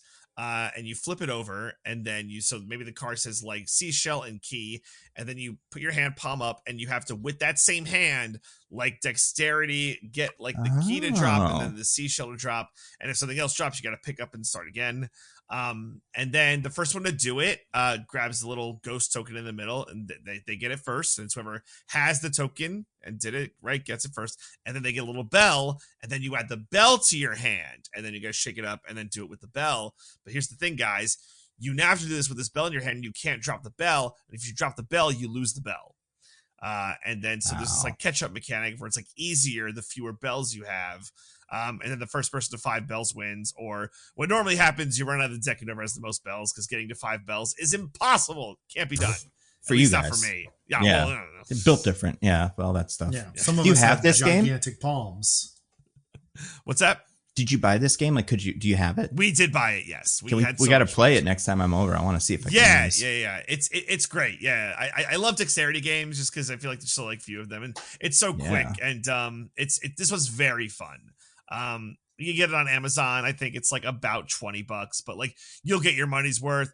Holidays are coming up. Be a great gift for any game lover in your life, or if you would like bring it to a holiday party or something. You play with up to 5 people, but it's super fun. It's super super super fun, and the bells are cool because it makes a little like jingly noise when you're shaking up your tokens. So yeah, nice, fun game, easy to pick up. Fun for the whole family. So but hard to put down. And it's called DroPoulter. DroPoulter. Polter like poltergeist. Yes. What's the drop? Like drop like drop. Like it's a poltergeist that items. You're like you're dropping the items onto the table. Like you're a poltergeist dropping things. There is a story behind the game that Michelle read, and I'm like, I don't care. Yeah. DJ's like, I did just fall out of the coconut tree. I don't exist in the context of everything that came before. Thank fucking God they didn't already write that line into the movie. Oh my God. Can you imagine, you guys? Can you imagine? Would have been furious. I would have loved it. So yes, DroPoulter. Cool. Diggins, what about you? I watched a little movie by the name of Mads, like the name of everyone's favorite Mickelson. This is I believe it was a French movie. Ooh la la. A French horror movie. It's your classic zombie film. The kind of like gimmick of this one is it's like filmed as though it were like a single continuous shot of like following this guy. It's kind of like dipshit teenager as he goes around Paris. And like it opens with him like going to his drug dealer, and then has a run-in with a strange woman who seems to have escaped some sort of lab or something. And then like his night of like partying and stuff from there, when having been exposed to something, he starts to experience symptoms. Oh. And so it's sort of like we sort of see, I don't know if it's Paris or if it's another city. I think it's Paris. It's been, I watched it a little bit ago. So it's Myanmar, Diggins. That's what they call it now. Remember that? It. We talked about that in the podcast once. Yeah, we did. Mm-hmm. But basically, like, the city sort of like is slowly devolving into chaos, but we see all that through just like following people, first him and then other people through like this party and like through Paris as the situation deteriorates. And it was a pretty interesting, I think, effective way of like sort of doing an old sort of genre thing in a more, in a kind of fresh way. I think it's a little low budget in ways that sometimes make it sillier than it's supposed to be. Like there's some like sound cues and effects that are like just kind of goofy, and I'm not sure that they were really meant to be. But I hope they're really goofy, like boing and stuff. And they probably aren't. Well, regardless, but overall I think it's pretty effective, and I enjoyed it. So that's Mads. I think you can find it on some streaming things. I think it's on Shudder. I think it's on AMC's streaming thing, which apparently exists. Oh, and it's a capital S. Or is it? Yes. Yeah. Okay. MAD capital S. Gotcha. Cool. So yeah, that's a little something I watched. Also, I just want to really quick, perhaps the least necessary recommendation we've ever given. I've been playing a video game lately by the name of Stardew Valley, and it's good. Oh, which one's that? Why'd you pick it back up? Oh, I've never played it before. This is the first time I've ever played it. Oh, I know this one. Yeah. Yeah, it's a farming simulator. It's meant to be like the old Harvest Moons and stuff. Right. I'm not usually a fan of that kind of like farming simulator time management sort of game. I don't like managing my time in real life. I don't want to do it in a video game. Hell yeah. But this one just has a really solid gameplay loop that I think is effective at sort of getting you, like sort of drawing you in, and like getting you to that point where you get to the end of the day and you're like, okay, if I just do one more day, then I think I'll get everything done I wanted to get done. And I think it's pretty good at that. And just overall, it's just a very charming kind of, I think the term is cozy game. Yep. That's what they say. I can't imagine anyone who would like this game hasn't already heard of it and probably played it, but there you go. I've been liking Stardew Valley. What about you, Nando? All right. I got some new stuff, new shows. First one, well, not new show, finished Arcane. Loved it. The show's so good. Yeah. I can't remember. Diggins, you have not watched it, correct? I have not watched a single second of Arcane. It's so good. Best awesome show. Like, you should watch it. But also, whatever, on your own time. But I really like the finale. And yeah. There's certain characters that I want justice for. And it's pretty funny how some things go. But, it's a crazy one. I want to kind of watch it again. Because I watched the first season and then watched it again and then watched the second season. I want to go back to the first season again because I feel like it all must feel so quaint. Oh, look at them all having fun, doing all this stuff before everything went so wrong. But so that's great. I watched Skeleton Crew, 2 episodes of Skeleton Crew. This is the new Star Wars show. It's Star Wars, Amblin, Goonies. Really, Goonies is very like it because it's very pirate based. But it's like for kids that are all kind of just like little kids in the Star Wars universe. Although there's something to it. Like they haven't really gotten into it too much yet, but they keep hinting that like some shit's going on the planet they're on. And it's weird, but we don't know what it is. But most of it is just the kids get on a little spaceship and go on an adventure they're not supposed to be on. And I think the droid creature design, all that stuff's really cool. It's got that fucking guy from Mandalorian season 3 who's like, hey, I'm gonna pirate you guys. Remember that guy? He's in season 3. Remember that guy, right? Like a little slimy pirate guy. I don't know. I know he was in there somewhere. He had a Wolfman friend. Season 3 wasn't very good. But that's part, I think, Bo-Katan's Walk with Christ, right? Yeah, I think so. Yeah, this is the episode that takes place on Carl Weathers' planet, and like a bunch of guys just show up and they're like, "We're little guys. I'm a plastic face alien guy." Anyway, he's in it. Another Star Wars show. Second, you know what? Maybe this is how you know it's good. Another sex worker. So that was something. You know, that was one of the things about Andor right off the bat where you're like, "Whoa, they're doing something with this one." And it's not the same context, but there is one, and you're like, okay, maybe that's the secret sauce, you know. Throw some, and maybe there's something to that, you know, because it's like if you're doing enough world building to get to stuff like that, maybe you've gotten to something interesting. I don't know, but I liked it a lot so far. 2 episodes in. Also watched 2 episodes of Creature Commandos, the new James Gunn Suicide Squad, but with the monsters, and it's also really good, and the animation's great. Yeah, it came out the other day.